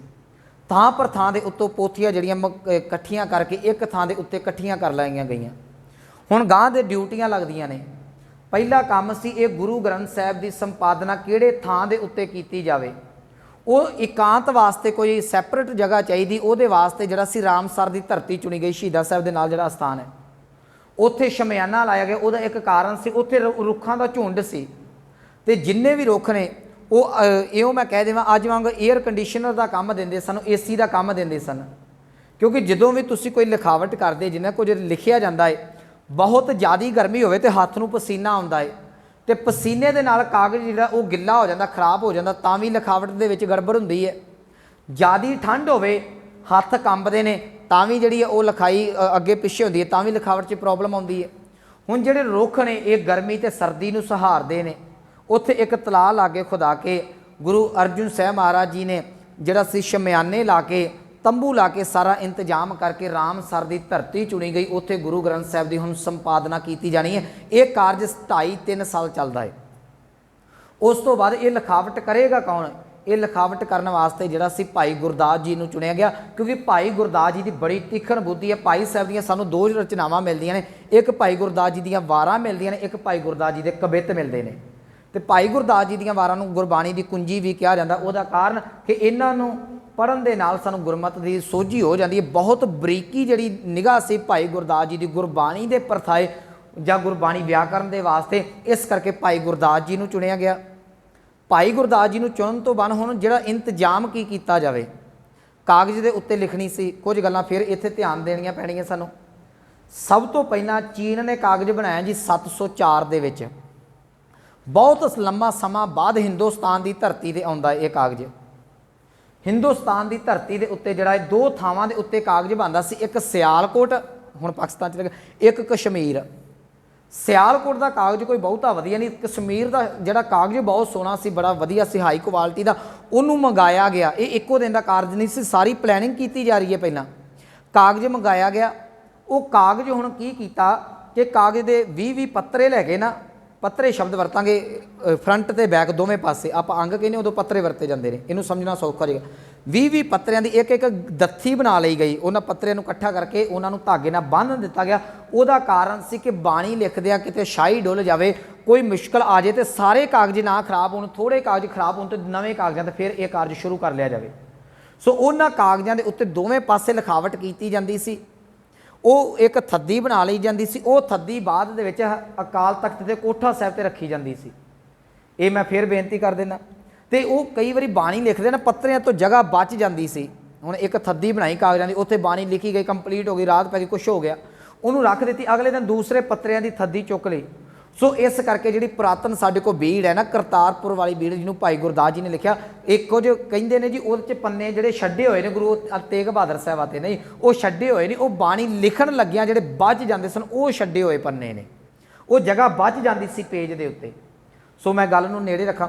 हुण कागज़ का इंतजाम हो गया, लिखारी का इंतजाम, हुण लिखावट करनी है तो लिखावट के वास्ते शाही चाहिए है। शाही की ड्यूटी भाई बन्नों की लगी हुई है। शाही तैयार की जाती सी। ये तांबे का बाटा लिया जाता सी, निम का घोटना लिया जाता सी, सोने की पत्तरी रखी जाती सी, गूंद पाई जाती सी, एक कालख पाई जाती सी, सोना तां पत्तरी रखी जाती सी, सोने का अखर सुनहरी होना, निम का घोटना तां लिया जाता सी, निम का असर आ जाए तो अखरां नूं कीड़ा ना लगे, कालख पाई जाती सी, गूंद पकियाई वास्ते पाई जाती, इत्त आदक कुछ चीज़ां पा के प्यारा सिंह पदम ने एक किताब लिखी, वो मगर सारिया विधियां लिखी हुई जिहड़ियां साडे कोल हत्थ लिखत पुरातन बीड़ां ने ना, याद रखियो उन्हां बीड़ां दे मगर अखीरले जिहड़ा पावर पेज हुंदा सी ना, उहदे उत्ते शाही दी विधि लिखी हुंदी सी। वो तां कि किसी कारण गुरु ग्रंथ साहिब की बाणी का कोई अंग खराब हो जाए, गल जाए, कुछ भी हो जाए, तो वह विधि पढ़ के शाही तैयार करके ते सेम लिखाई वाला जिहड़ा सी फिर अंग तैयार करके दे विच फिट कर दिता जाए। जिहड़ी तुसीं शाही आरंभ दे विच पढ़ोगे ना, वो समाप्ति तक चलदी है। ये शाही एक दिन च तैयार नहीं सी हुंदी, ये शाही तैयार कर लगे 20 दिन लग जाते हुंदे सन। ये शाही तैयार करन दी भाई बन्नों जी की ड्यूटी है। नाल कलमां करनियां पैंदियां। हुण ते साडे कोल पैन ने जां साडे कोल मशीनी लिखाई है कंप्यूटराइज। उदों कलम करना एक बड़ी तगड़ी कला हुंदी सी। कलम दे नाल ज़्यादा लिखिया जांदा सी ते उहदी जिहड़ी जीभ है अगों निभ जी आपां कह दईए जां ना, वो चौड़ी हो जाती सी ते एक कलम दे नाल एक जिहड़ा है वो वर्का ही लिखिया जांदा हुंदा सी। दोवें पासे हो गए, 2 अंग हो गए ना, आप अज बाणी दे 2 अंग पढ़ते गिनती दोवें पासे, उदों एक पासे सी। एक जिहड़ा एक पत्रा ही लिखिया जांदा सी एक कलम दे नाल, कलमा घड़ियाँ गई भाई बन्नों जी द्वारा शाही तैयार की गई। भाई बन्नों जी द्वारा भाई गुरदास जी लिखते हैं तो गुरु अर्जुन साहब महाराज जी ने बाणी लिखानी शुरू कर दी। सो ये सारिया चीज़ों का इंतजाम हो गया। हुण बाणी लिखी जा रही है। जिस वेले बाणी लिखी जाती है इन्हां समयां दे विच चल के 4 भगत आउंदे ने। मैं बाणी की लिखावट की गांह गल करदा। 4 भगत चल के लाहौर की धरती तो आउंदे ने। कान्हा आउंदा, पीलू आउंदा, छज्जू आउंदा ते शाह हुसैन चल के आउंदा है। ये आण के गुरु अर्जुन साहब महाराज जी नूं कहिंदे ने, कहिंदे मैं असीं सुनिया है बाणी का बड़ा तगड़ा तुसीं जहाज़ तैयार कर रहे जे। तुसीं जिहड़े मर चुके ने, जिहड़े पुरातन भगत ने मर चुकियां दी बाणी ते तुसीं लै लई। असीं जिउंदे तुहाडे दादकियां दे कोल, क्योंकि गुरु रामदास जी लाहौर तो सन, चूना मंडी तो तुहाडे दादकियां दे कोल दे असीं रहिंदे, तुहानूं साडा चेता नहीं आया। गुरु अर्जुन साहब कहंदे जीओ आया नूं आओ बैठो। कह लगे दसो, कह लगे असीं बाणी लैके आए, असीं चाहुंदे साडी बाणी भी इस जिहड़ा तुसीं ग्रंथ तैयार कर रहे जी इहदे विच दर्ज कीती जावे। गुरु अर्जुन साहब महाराज जी कह लगे कोई गल नहीं, तुसीं इदां करो अपनी बाणी की वणगियां कुछ पेश कर दिओ, साडे सामने रख दिओ। जे तुहाडी बाणी गुरमत आशे दे अनुकूल होई उन्हूं कोई माई दा लाल जिहड़ा दर्ज करन तो रोक नहीं सकदा। पर दूजी गल मैं कह देवां, जे बाणी दे अनुकूल ना होई, गुरमत सिद्धांत दे अनुकूल ना होई, उन्हूं कोई माई दा लाल दर्ज नहीं जे करा सकदा। हुण जिहड़ा कान्हा है ये चंदू का कज़न है, चाचे का पुत है। ये सरकारी दरबारे चलती, इनू सी कि मेरी सरकारी दरबार अज जिन्ने साडे बाबे ने ना इन्हां दी सरकारी दरबारे बड़ी भांदी ते बड़े फुल्ले फिरदे ने, पर रूहानीयत का सरकार दे नाल कोई संबंध नहीं। एक गल याद रखियो जी, आखिर ये जिस वेले इन्हां नूं लैन सिर बिठाया होया गुरु अर्जुन साहब महाराज जी ने उच्ची जगह के उत्ते बड़े सत्कार दे नाल, ते ये गल कही हुई है कि कान्हा जी तुसीं अपनी गल शुरू करो। तो कान्हा जी अपनी गल शुरू करते हैं, कह लगे मैं ओही रे, मैं ओही रे, नारद सारद जाको सेवै, सब सेवै देवी देवा रे। हुण जिस वेले कान्हे की यह गल सुनी गुरु अर्जुन साहब महाराज जी ने रोक दिता। कह लगे कान्हा जी रुक जाओ। कहंदे की होया? कह लगे तुहाडी बाणी दे विचों जिहड़े तुहाडे बोल ने इन्हां दे विचों मैं दी बदबू आउंदी है। जिहड़ी इत्थे बाणी है इत्थे मैं नूं मार के इत्थे तूं प्रगट कीता जांदा है। इत्थे ये बोल पढ़े जांदे ने कि तू तू करता तू हुआ, मुझ में रहा ना हूँ, जब आपा पर का मिट गया जत देखाओ तत तू। इस करके तुहाडी बाणी दर्ज नहीं हो सकती। पीलू जिहड़ा कान्हा बड़ा कलपाया, पीलू आया, वो आंदा उन्हें अपनी जिहड़ी सी वणगी पेश की। छज्जू आया, मैं सारिਆਂ ਦਾ ਹੁਣ ਜ਼ਿਕਰ नहीं करना, शाह हुसैन आया, इन्होंने अपनियां अपनियां वणगियां पेश कीतियां। आखिर इन्हां दी बाणी जिहड़ी सी वो गुरमत आशे अनुसार ना दर्ज हो सकी। गुरु अर्जुन साहब महाराज जी ने इन्हों मना कर दिता। पीलू याद रखियो कान्हा जिहड़ा सी वो कलपिया तो जाके गुरु जान लगे गुरु अर्जुन साहब महाराज जी को कह के गया सी, कहन लगा कि मेरी बाणी तुसी दर्ज नहीं की, तुहानूं सरकारे दरबारे इहो जी मौत मरवावांगा, याद रखोगे। गुरु अर्जुन साहब ने कहा तू मेरी मौत की गल करदा है, याद रखी तू पहला सही सलामत पहुँच जावीं। कान्हा लाहौर नहीं सी पहुँच सकिया, यदि रस्ते दे विच मौत हो गई। 2 तरीके नाल मौत लिखी है। जिहड़े रथ ते चढ़ के आया सी, कुछ विद्वान लिखते हैं उस रथ दे विच वो किसी पत्थर दे नाल जिहड़ा टकराया, कान्हा थले डिग्गा, रथ दे पहिए दे विच इहदा पैर फस गया ते तूंबा हो के धरती दे नाल पटक के वज के ये कान्हा मरिया सी। दूजी इहदी मौत लिखी, ये जिस घोड़े ते आया सी उस घोड़े तो घोड़ा तरब गया, ये डिग्गिया, रकाब दे विच जिहड़ा सी उहदा पैर फस गया। ये घोड़े दे पौड़ां दे नाल मुक्कदी गल ये खिल्लर खिल्लर के मर गया सी कान्हा, ये वापस नहीं सी पहुँच सकिया। आखिर ये 4 भगतां ने आण के अपने कलाम दर्ज करन दा पेश की, दर्ज नहीं किए गए। ये गुरु अर्जुन साहब महाराज जी के कोल भट्ट साहबान भी आए सन। आण के जिस वेले गुरु अर्जुन साहब की सिफत कर लगे, गुरु अर्जुन साहब ने रोक दिता, कहन लगे भलिया तुसीं फुੱਲ की तारीफ करन तो पहलां तुहानूं जड़ वेखनी पवेगी, तना वेखना पवेगा, टाहणियां वेखणियां पैणगीਆਂ, टाण वेखने पैणगे, फिर फुੱਲ की उस्तत होनी है। कहण दा भाव जे गल करनी है तो इत्थों के घर की जड़ गुरु नानक साहब ने, इत्थों का तना जिहड़ा है गुरु अंगद देव साहब महाराज जी ने, इत्थों दीयां टाहणियां जिहड़ियां ने, शिखावां जिहड़ियां ने गुरु अमरदास जी ने, टाण जिहड़े गुरु रामदास जी ने, मैं नाल लगा होया एक छोटा जिहा फुੱਲ हाँ। तो भट्ट साहबाना ने याद रखियो 123 सवैये उचारण किए, उन्हां दे विचों काउंटिंग करी जाओ जी। 10 सवैये गुरु नानक साहब के परथाए, 10 सवैये जिहड़े ने गुरु अंगद देव महाराज जी के परथाए उचारण किए, 22 सवैये जिहड़े ने गुरु अमरदास महाराज जी के परथाए सवैये उचारण किए, 42 हो गए। 60 सवैये गुरु रामदास महाराज जी के परथाए उचारण किए, 102 हो गए। 21 सवैये गुरु अर्जुन साहब की सिफत के विच उचारण किए, 123 सवैये भट्ट साहबाना के गुरु ग्रंथ साहब की बाणी के विच दर्ज ने। आखिर गुरु अर्जुन साहब महाराज जी, हुण मैं बाणी के वल आवां क्योंकि समा मेरा हो चलिया। ਬਾਣੀ ਜਿਸ ਵੇਲੇ ਦਰਜ ਕਰਨ ਲੱਗੇ ਤੇ ਸਾਰੀਆਂ ਪੋਥੀਆਂ ਸਾਰੀਆਂ ਬਾਣੀਆਂ ਸਤਿਗੁਰਾਂ ਦੇ ਕੋਲ ਮੌਜੂਦ ਨੇ। ਸਭ ਤੋਂ ਪਹਿਲਾਂ ਬਾਣੀ ਨੂੰ ਗੁਰੂ ਨਾਨਕ ਸਾਹਿਬ ਦੀ ਬਾਣੀ ਦਰਜ ਕੀਤੀ ਗਈ, ਫਿਰ ਗੁਰੂ ਅਮਰਦਾਸ ਮਹਾਰਾਜ ਜੀ ਦੀ, ਫਿਰ ਗੁਰੂ ਰਾਮਦਾਸ ਜੀ ਦੀ, ਤੇ ਫਿਰ ਗੁਰੂ ਅਰਜਨ ਸਾਹਿਬ ਮਹਾਰਾਜ ਜੀ ਦੀ। ਉਸ ਤੋਂ ਬਾਅਦ ਭਗਤ ਬਾਣੀ ਦਰਜ ਕੀਤੀ ਗਈ, ਉਸ ਤੋਂ ਬਾਅਦ ਭੱਟਾਂ ਦੀ ਬਾਣੀ ਦਰਜ ਕੀਤੀ ਗਈ। ਗੁਰੂ ਅੰਗਦ ਦੇਵ ਮਹਾਰਾਜ ਜੀ ਦਾ ਵਿੱਚ ਮੈਂ ਨਾਂ ਨਹੀਂ ਲਿਆ, ਉਹਦਾ ਕਾਰਨ ਗੁਰੂ ਅੰਗਦ ਦੇਵ ਮਹਾਰਾਜ ਜੀ ਦੇ 63 ਸ਼ਲੋਕ ਨੇ। ਸ਼ਲੋਕ ਜਿਹੜੇ ਰਾਗ ਦਾ ਮੁਤਾਜ ਨਹੀਂ ਕਦੀ ਵੀ ਹੁੰਦੇ, ਇਹ ਥਾਂ ਥਾਂ ਦੇ ਵਾਰਾਂ ਦੇ ਨਾਲ ਅੰਕਿਤ ਕੀਤੇ ਹੋਏ ਨੇ। ਸੋ ਇਹਨੂੰ ਫਿਰ ਇੱਕ ਤਰਤੀਬ ਗੁਰੂ ਅਰਜਨ ਸਾਹਿਬ ਮਹਾਰਾਜ ਜੀ ਨੇ ਦਿੱਤੀ, ਇਹ ਵੀ ਧਿਆਨ ਨਾਲ ਸੁਣ ਲਿਓ। ਸਭ ਤੋਂ ਪਹਿਲਾਂ ਗੁਰੂ ਨਾਨਕ ਸਾਹਿਬ ਦੀ ਜੇ ਬਾਣੀ ਚੱਲਦੀ ਹੈ, ਸਭ ਤੋਂ ਪਹਿਲਾਂ ਸ਼ਬਦ ਨੇ, ਉਹਨਾਂ ਦੇ ਵਿੱਚ ਦੋਪਦੇ ਆਉਂਦੇ ਨੇ, ਤੇਪਦੇ ਆਉਂਦੇ ਨੇ, ਚੌਪਦੇ ਆਉਂਦੇ ਨੇ, ਪੰਚਪਦੇ ਆਉਂਦੇ ਨੇ, ਫਿਰ ਅਸ਼ਟਪਦੀ ਆਉਂਦੀ ਹੈ। ਅਸ਼ਟਪਦੀ ਤੋਂ ਜਿਨ੍ਹਾਂ ਦੇ ਫਿਰ ਸ਼ੰਤ ਨੇ, ਸ਼ੰਤ ਆਉਂਦੇ ਨੇ। ਫਿਰ ਜਿੱਥੇ ਜਿੱਥੇ ਲੰਮੀਆਂ ਬਾਣੀਆਂ ਨੇ, ਲੰਮੀਆਂ ਬਾਣੀਆਂ ਆਉਂਦੀਆਂ ਨੇ। ਉਸ ਤੋਂ ਬਾਅਦ ਗੁਰੂ ਗ੍ਰੰਥ ਸਾਹਿਬ ਦੇ ਵਿੱਚ 22 ਵਾਰਾਂ ਨੇ, ਉਹ ਜਿੱਥੇ ਜਿੱਥੇ ਵਾਰਾਂ ਦਰਜ ਨੇ ਉੱਥੇ 12 ਆਉਂਦੀਆਂ ਨੇ। ਵਾਰਾਂ ਤੋਂ ਬਾਅਦ ਭਗਤ ਬਾਣੀ ਆਉਂਦੀ ਹੈ, ਤੇ ਭਗਤ ਬਾਣੀ ਇਸ ਤਰੀਕੇ ਦੇ ਨਾਲ 30 ਰਾਗਾਂ ਦੇ ਵਿੱਚ, ਕਿਉਂਕਿ 31ਵਾਂ ਰਾਗ ਜੈਜਾਵੰਤੀ ਗੁਰੂ ਤੇਗ ਬਹਾਦਰ ਸਾਹਿਬ ਦਾ, 30 ਰਾਗਾਂ ਦੇ ਵਿੱਚ ਬਾਣੀ ਨੂੰ ਰਾਗਬੱਧ ਕਰਕੇ ਗੁਰੂ ਅਰਜਨ ਸਾਹਿਬ ਮਹਾਰਾਜ ਜੀ ਨੇ ਦਰਜ ਕੀਤਾ। ਬਾਕੀ ਬਾਣੀ ਲਿਖ ਲਈ ਗਈ। ਜਿਸ ਵੇਲੇ ਵਾਰਾਂ ਦੀ ਗੱਲ ਆਈ ਨਾ, ਵਾਰਾਂ ਦੀ ਛਾਂਟੀ ਕਰਨੀ ਬੜੀ ਔਖੀ ਹੋਈ, ਕਿਉਂਕਿ 22 ਵਾਰਾਂ ਨੇ। 22 ਵਾਰਾਂ ਦੇ ਵਿੱਚੋਂ ਇੱਕ ਬਸੰਤ ਕੀ ਵਾਰ, ਇੱਕ ਸੱਤੇ ਬਲਵੰਡ ਜੀ ਦੀ ਵਾਰ ਨੂੰ ਛੱਡ ਕੇ 20 ਵਾਰਾਂ ਦੇ ਨਾਲ ਸ਼ਲੋਕ ਦਰਜ ਨੇ। 9 ਵਾਰਾਂ ਦੇ ਉੱਤੇ ਜਿਹੜੀਆਂ 9 ਧੁਨੀਆਂ ਲੱਗੀਆਂ ਹੋਈਆਂ ਨੇ, ਇਹ ਵਾਰਾਂ ਪੌੜੀਆਂ ਦਾ ਰੂਪ ਹੋਇਆ ਕਰਦੇ ਸਨ, ਤੇ ਵਾਰਾਂ ਦੇ ਨਾਲ ਉਹਦਾ ਭਾਵ ਵਿਖਾਉਂਦਾ ਹੋਇਆ ਸ਼ਲੋਕ ਜਿਹੜਾ ਸੀ ਕੱਲਾ ਕੱਲਾ ਦਰਜ ਕਰਨਾ, ਇਹ ਬੜਾ ਬਰੀਕੀ ਦਾ ਕੰਮ ਸੀ, ਜਿਹਨੂੰ ਗੁਰੂ ਅਰਜਨ ਸਾਹਿਬ ਮਹਾਰਾਜ ਜੀ ਨੇ ਬਾਖੂਬੀ ਦੇ ਨਾਲ ਨਿਭਾਇਆ। ਅੱਜ 20 ਵਾਰਾਂ ਦੇ ਨਾਲ ਸ਼ਲੋਕ ਨੇ ਨਾ, ਜੇ ਵਾਰਾਂ ਦੇ ਨਾਲ ਧੁਨੀਆਂ ਨੇ 9, ਇਹ ਗੁਰੂ ਅਰਜਨ ਸਾਹਿਬ ਮਹਾਰਾਜ ਜੀ ਨੇ ਲਾਈਆਂ ਹੋਈਆਂ ਨੇ। ਤੇ ਇਹ ਗੁਰੂ ਅਰਜਨ ਸਾਹਿਬ ਮਹਾਰਾਜ ਜੀ ਨੂੰ ਇੱਕ ਪੌੜੀ ਨੂੰ ਉਹਦੇ ਨਾਲ ਕਈ ਵਾਰ ਪੜ੍ਹਨਾ ਪੈਂਦਾ ਸੀ, ਸ਼ਲੋਕ ਵੇਖਣੇ ਪੈਂਦੇ ਸਨ ਕਿ ਇਹ ਪੌੜੀ ਦੇ ਨਾਲ ਆਹ ਸ਼ਲੋਕ ਜਿਹੜਾ ਹੈ ਉਹ ਦਰਜ ਹੋ ਸਕਦਾ, ਇਹਦਾ ਭਾਵ ਸਪਸ਼ਟ ਕਰਦਾ ਹੈ। ਸੋ ਇਹ ਵਾਰਾਂ ਦੇ ਉੱਤੇ ਕਾਫੀ ਲੰਮਾ ਸਮਾਂ ਲੱਗ ਗਿਆ, ਉਹ ਵੀ ਭਾਵ ਸਪਸ਼ਟ ਕਰਨ ਵਾਸਤੇ। ਤੇ ਫਿਰ ਇਸ ਤਰੀਕੇ ਦੇ ਨਾਲ ਗੁਰੂ ਅਰਜਨ ਸਾਹਿਬ ਮਹਾਰਾਜ ਜੀ ਨੇ ਜਿਹੜੇ ਵਾਰਾਂ ਦੇ ਨਾਲ ਸ਼ਬਦ ਲਾਏ। ਕੁਝ ਥਾਵਾਂ ਤੇ ਸਾਨੂੰ ਸ਼ੁੱਧ ਸ਼ਬਦ ਮਿਲਦਾ ਹੈ। ਗੁਰੂ ਗ੍ਰੰਥ ਸਾਹਿਬ ਦੇ ਵਿੱਚ 15 ਵਾਰ ਸ਼ਬਦ ਸ਼ੁੱਧ ਆਉਂਦਾ ਹੈ, ਇੱਕ ਵਾਰ ਸ਼ਬਦ ਸ਼ੁੱਧ ਕੀਚੇ ਆਉਂਦਾ ਹੈ। ਇਹ ਵਾਰਾਂ ਦੇ ਨਾਲ ਦਰਜ ਹੈ। ਉਹਦਾ ਭਾਵ ਇਹ ਸੀ, ਕਿਉਂਕਿ ਵਾਰਾਂ ਦੀਆਂ ਪੌੜੀਆਂ ਰੂਪ ਸਨ, ਜਿਵੇਂ ਮੈਂ ਅਰਜ਼ ਕਰ ਦਿੱਤੀ, ਸ਼ਲੋਕ ਨਾਲ ਦਰਜ ਕੀਤੇ ਸਨ। ਤੇ ਇਹ ਗੱਲ ਸਪਸ਼ਟ ਕਰਨੀ ਅਤ ਲਾਜ਼ਮੀ ਸੀ ਕਿ ਭਾਈ ਇਹ ਸ਼ਲੋਕ ਦਰਜ ਕਰ ਲਏ ਨੇ, ਇਹਨੂੰ ਇੱਕ ਵਾਰੀ ਚੰਗੀ ਤਰ੍ਹਾਂ ਘੋਖ ਪੜਤਾਲ ਕਰ ਲਿਓ ਕਿ ਵਾਕਈ ਇਹ ਭਾਵ ਖਾਂਦੇ ਨੇ ਜਾਂ ਨਹੀਂ ਖਾਂਦੇ। ਇਸ ਕਰਕੇ ਸ਼ੁੱਧ ਆਉਂਦਾ, ਜਿਵੇਂ ਆਸਾ ਦੀ ਵਾਰ ਦੇ ਮਗਰ ਸ਼ੁੱਧ ਆਉਂਦਾ ਨਾ, ਇਹ ਇਸ ਤਰੀਕੇ ਦੇ ਨਾਲ ਸ਼ੁੱਧ ਤੇ ਸ਼ੁੱਧ ਕੀਚੇ ਆਉਂਦਾ ਹੈ। ਉਸ ਤੋਂ ਬਾਅਦ ਭਗਤ ਸਹਿਬਾਨਾਂ ਦੀ ਬਾਣੀ ਦਰਜ ਕੀਤੀ। ਸਭ ਤੋਂ ਪ੍ਰਥਮ ਰਾਗ ਹੈ ਜੀ ਸ਼੍ਰੀ ਰਾਗ, ਸਭ ਤੋਂ ਅਖੀਰਲਾ ਰਾਗ ਹੈ ਪ੍ਰਭਾਤੀ। ਆਪਾਂ 1604 ਦੀ ਗੱਲ ਕਰ ਰਹੇ ਹਾਂ।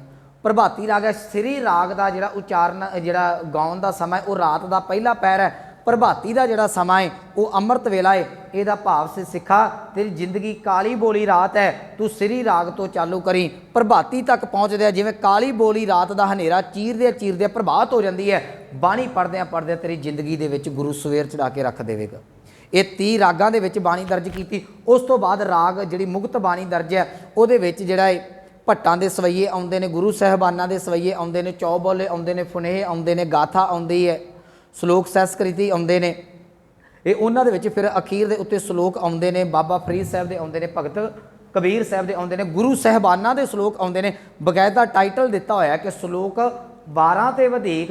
ਉਹਦਾ ਭਾਵ ਸੀ ਜਿਹੜੇ ਸ਼ਲੋਕ ਵਾਰਾਂ ਦੇ ਨਾਲ ਨਹੀਂ ਦਰਜ ਹੋ ਸਕੇ, ਵਾਰਾਂ ਤੋਂ ਬਚ ਗਏ, ਉਹਨਾਂ ਨੂੰ ਅਖੀਰ ਦੇ ਉੱਤੇ ਗੁਰੂ ਗ੍ਰੰਥ ਸਾਹਿਬ ਦੇ ਵਿੱਚ ਦਰਜ ਕਰ ਦਿੱਤਾ ਗਿਆ। ਸੋ ਇਸ ਤਰੀਕੇ ਦੇ ਨਾਲ ਗੁਰੂ ਗ੍ਰੰਥ ਸਾਹਿਬ ਮਹਾਰਾਜ ਜੀ ਦੀ ਸੰਪਾਦਨਾ ਕੀਤੀ ਜਾ ਰਹੀ ਹੈ। ਜਿਸ ਵੇਲੇ ਸੰਪਾਦਨਾ ਕੀਤੀ ਗਈ, ਆਰੰਭ ਦੇ ਵਿੱਚ ਮੂਲ ਮੰਤਰ ਲਿਖਿਆ ਜਾਂਦਾ ਹੈ, ਇੱਕ ਓਅੰਕਾਰ ਗੁਰਪ੍ਰਸਾਦ ਤੱਕ ਲਿਖਿਆ ਜਾਂਦਾ ਹੈ ਮੁਕੰਮਲ। ਮੈਂ ਸ਼ਾਰਟ ਮਾਰਿਆ ਥੋੜ੍ਹਾ ਜਿਹਾ। ਇੱਕ ਓਅੰਕਾਰ ਤੋਂ ਲੈ ਕੇ ਗੁਰਪ੍ਰਸਾਦ ਤੱਕ ਮੂਲ ਮੰਤਰ, ਇਹ 33 ਵਾਰ ਗੁਰੂ ਗ੍ਰੰਥ ਸਾਹਿਬ 'ਚ ਆਇਆ ਹੈ। ਉਸ ਤੋਂ ਬਾਅਦ ਜਿਹੜਾ ਹੈ ਇਹ ਇੱਕ ਬਿਲਕੁਲ ਸੰਖੇਪ ਰੂਪ ਦੇ ਵਿੱਚ ਸਾਡੇ ਕੋਲ ਮੂਲ ਮੰਤਰ ਇੱਕ ਓਅੰਕਾਰ ਸਤ ਗੁਰਪ੍ਰਸਾਦ, ਇਹ 524 ਵਾਰ ਆਇਆ ਹੈ। ਇਹਦਾ ਇੱਕ ਕਾਰਨ ਸੀ, ਤੁਸੀਂ ਭਗਤ ਬਾਣੀ ਪੜ੍ਹੋ, ਗੁਰੂ ਸਾਹਿਬਾਨਾਂ ਦੀ ਬਾਣੀ ਪੜ੍ਹੋ, ਗੁਰਸਿੱਖਾਂ ਦੀ ਬਾਣੀ ਪੜ੍ਹੋ, ਉੱਥੇ ਤੁਹਾਨੂੰ ਮੂਲ ਮੰਤਰ ਜ਼ਰੂਰ ਮਿਲੇਗਾ, ਭਾਵੇਂ ਛੋਟਾ ਹੈ, ਸੰਖੇਪ ਰੂਪ 'ਚ, ਭਾਵੇਂ ਪੂਰਨ ਰੂਪ ਦੇ ਵਿੱਚ ਇੱਕ ਓਅੰਕਾਰ ਸਤਿਗੁਰ ਪ੍ਰਸਾਦ ਜ਼ਰੂਰ ਮਿਲੇਗਾ। ਉਹਦਾ ਇੱਕ ਕਾਰਨ ਸੀ। ਉਹਦਾ ਕਾਰਨ ਇਹ ਸੀ ਕਿ ਭਲਿਆ ਬਾਣੀ ਪੜ੍ਹ ਤੂੰ ਬਾਬਾ ਫਰੀਦ ਜੀ ਦੀ, ਬਾਣੀ ਪੜ੍ਹ ਭਗਤ ਧੰਨਾ ਜੀ ਦੀ, ਬਾਣੀ ਪੜ੍ਹ ਭਗਤ ਰਵਿਦਾਸ ਜੀ ਦੀ, ਬਾਣੀ ਪੜ੍ਹ ਭਾਵੇਂ ਗੁਰੂ ਨਾਨਕ ਸਾਹਿਬ ਦੀ, ਬਾਣੀ ਪੜ੍ਹ ਭਾਵੇਂ ਗੁਰੂ ਅਰਜਨ ਸਾਹਿਬ ਦੀ। ਇੱਕ ਗੱਲ ਯਾਦ ਰੱਖੀ, ਸ਼ਬਦ ਅੱਲਾ ਪੜ੍ਹ, ਰਾਮ ਪੜ੍ਹ, ਰਹੀਮ ਪੜ੍ਹ, ਬੀਠਲ ਪੜ੍ਹ, ਜੋ ਮਰਜ਼ੀ ਪੜ੍ਹ, ਪਰ ਜਿਹੜੀ ਸਾਡੇ ਘਰ ਦੇ ਵਿੱਚ ਗੱਲ ਕੀਤੀ ਜਾ ਰਹੀ ਉਹ ਇੱਕ ਓਅੰਕਾਰ ਦੀ ਕੀਤੀ ਜਾ ਰਹੀ ਹੈ। जे थां पर थां ये बार बार शब्द रिपीट होता है 524 बार एक ओंकार सतगुर प्रसाद लिखा जाता है। यदा भाव यह है कि बाणी अल्लाह शब्द पढ़न लग्या किते मता भुलेखा खा जी अल्लाह ये इस्लाम वाला है, अल्लाह शब्द के उत्ते भी लिखिया होया एक ओंकार, ये गल कहंदा है अल्लाह का अर्थ एक परमात्मा है। राम बोलने लग्या मता भुलेखा खा जी श्री रामचंद्र है, बीठल पढ़ लग्या मता भुलेखा खा ली एक कृष्ण की गल की जा रही है, दमोदर पढ़ लग्या मता भुलेखा खा जी, ये राम अय्या पढ़ लग्या मता भुलेखा खा जी। इस करके ये जिन्ने भी शब्द ने ये इस गल के प्रतीक सन कि भलिया ये जिहड़ी गल एक ओंकार सतगुर प्रसाद एक अकाल पुरख वाहिगुरू की की जा रही है। सो इस तरीके दे नाल बाणी दर्ज की गई। एक गल मेरी रह गई सी बाणी उच्चारण करने वाली, वो भी मैं स्पष्ट कर देवां। जिस वेले भगत साहबाना की बाणी आई ना तो भगत साहबान जी गल करते हैं ना वो घुंडी दे विच करते हैं, मतलब कोई ना कोई विच घुंडी रख के ना वो गल करते हैं, वो घुंडी खोलण वास्ते भी बाणी उच्चारण की जाती। एक दो बनगियां तुहाडे सामने पेश कर देना। जिवें बाबा फरीद साहब के कोल पाक पटन की धरती ते गुरु नानक साहब महाराज जी जाते हैं तो बाबा फरीद साहब तो आप तो सरीरक हयाती च है नहीं, उन्हों का एक सिख उन्हों का चेला एक शब्द पढ़ रहा है, कहन लगे ये कि पहले पहरे फुलड़ा फल भी पच्छा रात जो जा गन लहन से साई कन्नो दात। हुण इत्थे एक रमज पै गई कि भलिया जिहड़ी जिंदगी की रात है ये इउं है पहले पहरे फुलड़ा जिवें पहली रात जागना वो इउं है जिवें फुल है, तो फल भी पच्छा रात अमृत वेले जागना इउं है जिवें फल की प्राप्ति है। जिहड़े जागदे ने वो इस चीज़ नूं लै जांदे ने, पर एक रमज पै गई ये दात है। इत्थे मतां जिहड़े अमृत वेले उठदे ने वो मन च भुलेखा खा जाण कि मैं अमृत वेले उठदा तो मैनूं ये दात मिल गई। मैं पहला कहा सी गुरु नानक के घर का उपदेश पहुँचाना बड़ा औखा है। बाबा फरीद साहब जी कह रहे हैं पहले पहरे फुलड़ा फल पी पच्छा रात जो जा गन लहन से साई कन्नो दात। ये रब दे कोलों दात मिलनी है, पर इत्थे एक घुंडी सी दात की अमृत वेले उठन नाल रब मिल जाएगा। जे गुरु नानक साहब ना खोलते तो शायद अज साडे सिख बहुते शिकार ने कला अमृत वेले ही रब नूं फिट करके रख देंदे, दिन वेले कोई बाणी ना पढ़दा। गुरु नानक साहब इस घुंडी नूं खोल देंदे, कहण लगे दाती साहिब संदियां क्या चलै तिस नाल एक जा गंदे नाल हन एक ना सुत्तियां दे उठाल। जिहड़ी दात रब दे कोलों बाबा फरीद साहब कहंदे ने अमृत वेले मिलनी है, याद रखी ये रब की मौज है, वो जिन्हों मर्जी दात दे देवे उहदे अगे कोई चारा नहीं चलता। एक घुंडी गुरु नानक साहब ने खोली हुई है। एक होर मैं सलोक पढ़ देवां, कहण लगे कि पाड़ पटोला बाबा फरीद साहब का बचन है, पाड़ पटोला धज करी कंबलड़ी पहरियों जिन्नी वेसी शौ मिले सही वेस करियों। पाड़ पटोला पटोले का अर्थ है कपड़ा, कहते ये कपड़िया पाड़ के ना मैं कंबली जी बना देवां, कपड़े पाड़ के कमलिया वांगू तुरिया फिरा रब हो सकता इन्ना तो खुश हो जे। तो जे गुरु घर च ये गल ना स्पष्ट की जाती होंदी तो जिवें अज बड़े फिरके ने ना सिखां दे विच एक पाटे कपड़िया वाला फिरका भी भावें जम पैंदा। उत्थे नाल ही गुरु अमरदास महाराज जी ने यह गल स्पष्ट कर दी। बाबा साहब का अमृत बचन है कि भड़िया पाड़ पटोला धज करी कंबलड़ी पहरियों जिन्नी वेसी शौ मिले सही वेस करियों। गुरु अमरदास जी कहते काए पटोला पाड़ती, कहते की हो गया कपड़े का तो पाड़दा पिया है, काए पटोला पाड़ती कंबलड़ी पहरे। कह लगे घर ही बैठिया शौ मिले जे नीयत रास करे, जे तेरी नीयत रास होगी तेनों घरे बैठे ही रब मिल जाएगा, तेनों आ तन के कपड़े पाड़न की कोई लोड़ नहीं। सो इस तरीके दे नाल जिहड़ियां भगत साहबाना दीयां बाणियां दे विच घुंडियां सन उन्हां नूं भी गुरु साहबाना ने अपने सरीरक हयाती दे विच स्पष्ट करके ये गल साडे सामने रख दी कि भलिया ये अमृत बाणी का खजाना है, ये खजाना तेनों रब दे घर दे नाल जोड़दा है। ये कारज 1601 तो लैके 1604 तक चलदा रहा। हुण थोड़ा जिहा फिर पिछे आ जाइए, हरमंदर साहब की धरती के उत्ते उन्ना चिर गुरु अर्जुन साहब महाराज जी नहीं गए। सुनियो फिर ये हरमंदर साहब 1587 चो बन लगा, 1601 तक बनया, सरोवर पुट्टिया गया।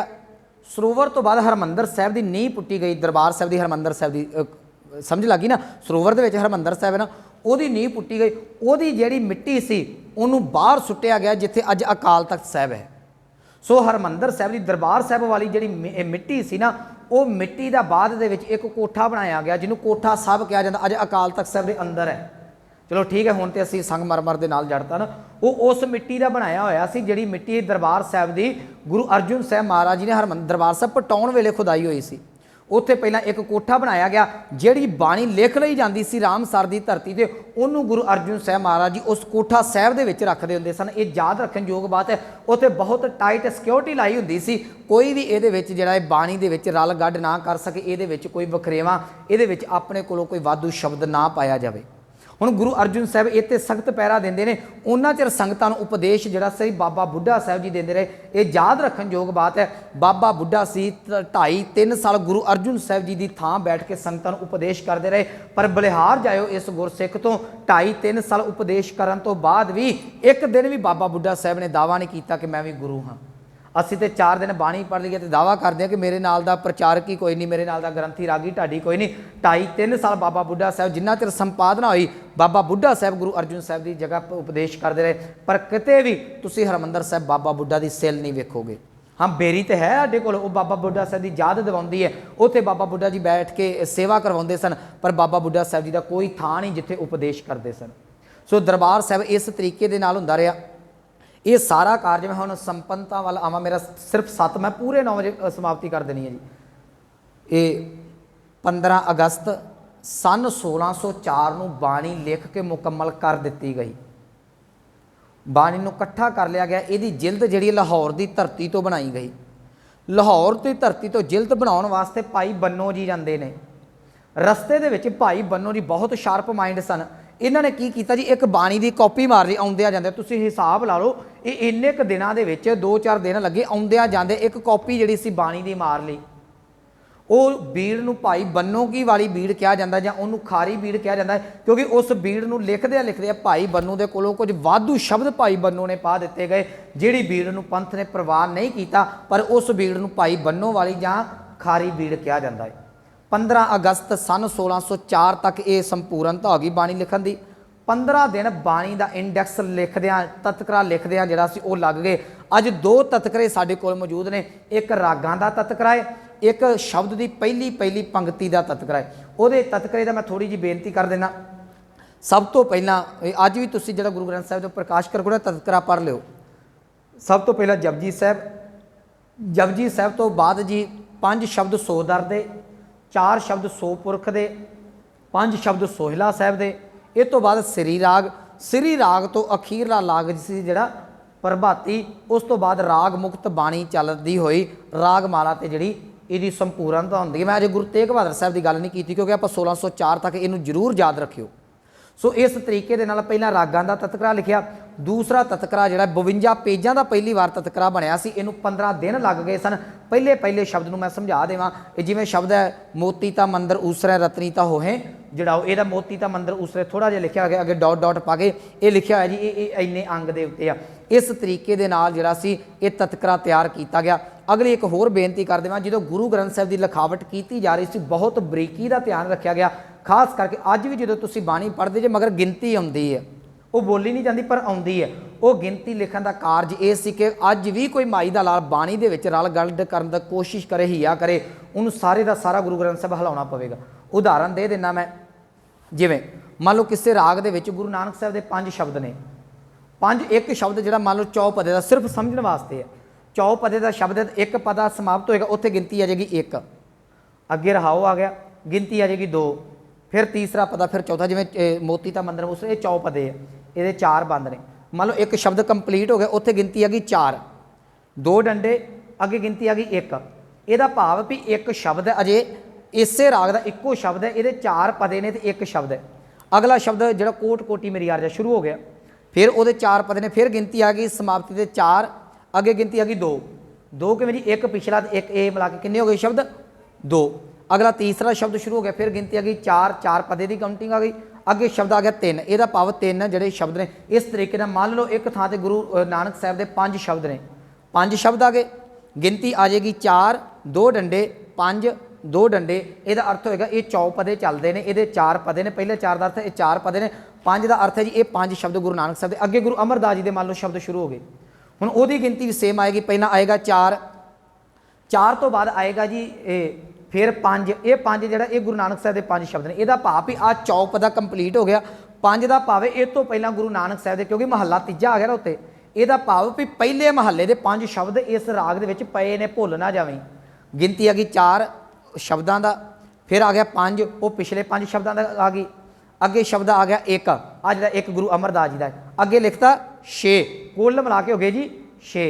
ਗਿਣਤੀ ਹੋ ਗਈ 4, ਇਹ 4 ਪਦੇ ਦੇ ਹੋ ਗਏ। ਫਿਰ ਮੈਂ ਸਮਝਾ ਦੇਵਾਂ ਥੋੜਾ ਜਿਹਾ। 4 ਅੱਗੇ 5, ਇਹ ਪਹਿਲੇ ਗੁਰੂ ਨਾਨਕ ਸਾਹਿਬ ਦੇ 5 ਸ਼ਬਦ ਨੇ, एक आ गुरु अमरदास जी का एक शब्द 5 ते 1 किन्ने हो गए 6। ये अगे गिनती लिखती ये 6 शब्द ने। इदा ही चलती जाएगी गुरु अमरदास जी तो गुरु रामदास गुरु अर्जुन साहब तो कई बारी तुसीं वेखो पूरी पूरी अद्धी अद्धी पंक्ति की गिनती चलती है। वो इस करके चलती है कोई माई का लाल शब्द वध पाउण भी लगे ना। अज कई कहते असीं छेड़ कर देंगे, करनी सौखी नहीं, बहुत बरीकी की व्याकरण है गुरबाणी व्याकरण। ये पंजाबी ग्रामर तो गुरबाणी ग्रामर के बहुत अंतर है, कि फिर मैं साझा करांगा। सो इस तरीके के नाल जिहड़ा सी ये बाणी नूं बहुत बरीकी दे नाल भाई गुरदास जी के कोलों लिखिया आया गया। ये सारा कार्य 30 अगस्त सन 1604 नूं संपूर्ण हो गया। सारिया संगतां नूं भाई गुरदास जी नूं बाबा बुढ़ा साहब नूं हरमंदर साहब की धरती तो बुला के अज 30 अगस्त की 31 अगस्त की रात नूं रामसर की धरती सारी संगत बैठी हुई है। आखिर रात गुरु अर्जुन साहब सोचते हैं हुण सवेरे ये ताबियां किनूं पावां, जे मैं आप ताबिया बह गया फिर तो वह काम खत्म हो जाएगा ना। क्योंकि ये ग्रंथ तां प्रकाश किया गया है कि थां पर थां संगतां नूं एक बार हज़ारां संगतां नूं जिहड़ा गुरु के दर्शन हो गए। जिहड़ा ताबिया बह गया, जे मैं बह गया फिर तो घर घर गुरु जम पैणगे। जिहड़ा ताबिया बहु आखू मैं गुरु हाँ, ये तो फिर वह रौला पै गया। फिर मन च सोचिया त्रेहना दे विचों भल्लियां दे विचों बेदियां चों बिठा देवां, सोडियां च बिठा। फिर मन च आया भी जे इन्हां नूं बिठा दिता इन्हां कहना ये साडे पुरखियां दी बाणी है। आखिर ध्यान गया बाबा बुढ़ा साहब जी वाल। उहदा एक कारण सी गुरु नानक साहब नूं धुर तो गद्दी मिली है, गुरु अंगद देव महाराज जी नूं तिलक गुरु बाबा बुढ़ा साहब जी देंदे ने। जदों भी कोई गुरु प्रगट हुंदा सी उहनूं बाबा बुढ़ा साहब जी करते सन। बलिहारे इस गुरसिख दे 125 साल उम्र है, 125 सालों के विचों 113 साल गुरु घर नूं समर्पण ने। अज बाबा बुढ़ा साहब की उम्र 98 साल की है। गुरु अर्जुन साहब के मन च निर्णय कर लिया कि हर वार गुरु नूं प्रगट जे बाबे बुढ़े ने किया, अज शब्द गुरु नूं प्रगट भी बाबा बुढ़ा साहब जी करनगे। अमृत वेला होया, बाबा बुढ़ा जी नूं कहा गया कि बाबा जी अरदासा सोधो। रामसर की धरती तो अरदासा सोधिया गया। बाबा बुढ़ा साहब जी ने कहा कि अपने सीस के उत्ते मुबारक स्वरूप रखो। बाबा बुढ़ा जी ने मुबारक स्वरूप रखा। कह लगे बाबा जी अगे चलो। बाबा जी कह लगे दाता जी मैं अगे, तुसी अगे, गुरु अगे चलता है। कहते हाँ गुरु अगे चलता है। जिहड़ा तुहाडे सीस ते याद रखो ये मेरा भी गुरु है, तुहाडा भी गुरु है। रामसर तो गुरु कल अर्जुन साहब महाराज जी चौर साहब करते हुए बाबा बुढ़ा साहब जी ने स्वरूप चुका के हरमंदर साहब की धरती से 1 सितंबर सन 1604 को प्रकाश होता है। इतने सारी तैयारी है, कीर्तन हो रहा सी, सतगुरां का स्वरूप आया, कीर्तन बंद हो गया, स्वरूप रखा गया। तो बाबा जी के मन के हुण जिहड़ा है वो शायद गुरु साहब आ पाउणगे। गुरु साहब ने इशारा किया तुसी प्रकाश करो। उत्थे इतिहास के बोलने मैं संपत करा। कह लगे बुढ़ा साहिब खोलो ग्रंथ, लिहो आवाज़, सुने सब पंथ, अदब संग ग्रंथ को खोला, ले आवाज़, बुढ़ा मुख बोला कि सूही महला पंजवां, संतां के कारज आप खलोया हर काम करावन आया राम। गुरु अर्जुन साहब जी की मुखार बिंद तो उच्चारण किया हुआ ये शब्द हुक्मनामा लिया गया। शाम पई तो सवाल पैदा हो गया सुख आसन कित्थे करना। ये उहियो कोठा साहब जिथे पहला पोथियां रखियां सन, जिथे बाणी दी थद्दियां रखियां सन, उस कोठा साहब दे विच एक मंजे दे उत्ते गुरु ग्रंथ साहब महाराज जी का पावन स्वरूप रख के सुख आसन कर दिता गया। तो बाबा बुढ़ा साहब नूं बाबा बुढ़ा साहब जी बाकी सिख कह लगे दाता जी तुहाडा हुण मंजा लागे ला दीए। सतगुरु कहते नहीं, कहते थले गद्दा विछा दिए, कहते नहीं, कहते थले चादर विछा दो। अज भी अकाल तख्त साहब जी के उत्ते जिथे कोठा साहब गुरु ग्रंथ साहब का प्रकाश सुख आसन किया जाता, वो थले तुसीं वेखो कि स्पैशल चिट्टी चादर विछाई जाती। वो अज भी चादर गुरु अर्जुन साहब महाराज जी की प्रतीक है। गुरु अर्जुन साहब महाराज जी हमेशा भुंजे लम्मे पैंदे हुंदे सन। गुरु ग्रंथ साहब महाराज जी जिहड़े ने वो पलंग के उत्ते विराजमान हुंदे सन। सो इस तरीके दे नाल सन 1604 नूं संपूर्णता करके एक 1 सितंबर को गुरु अर्जुन साहब महाराज जी ने बाबा बुढ़ा साहब जी के कोलों गुरु ग्रंथ साहब का प्रकाश जिहड़ा सी करवाया, जिहड़ा आप संगतां अज दिहाड़ा मना रहे जी। आप सरबत संगतां नूं बहुत बहुत मुबारक होण।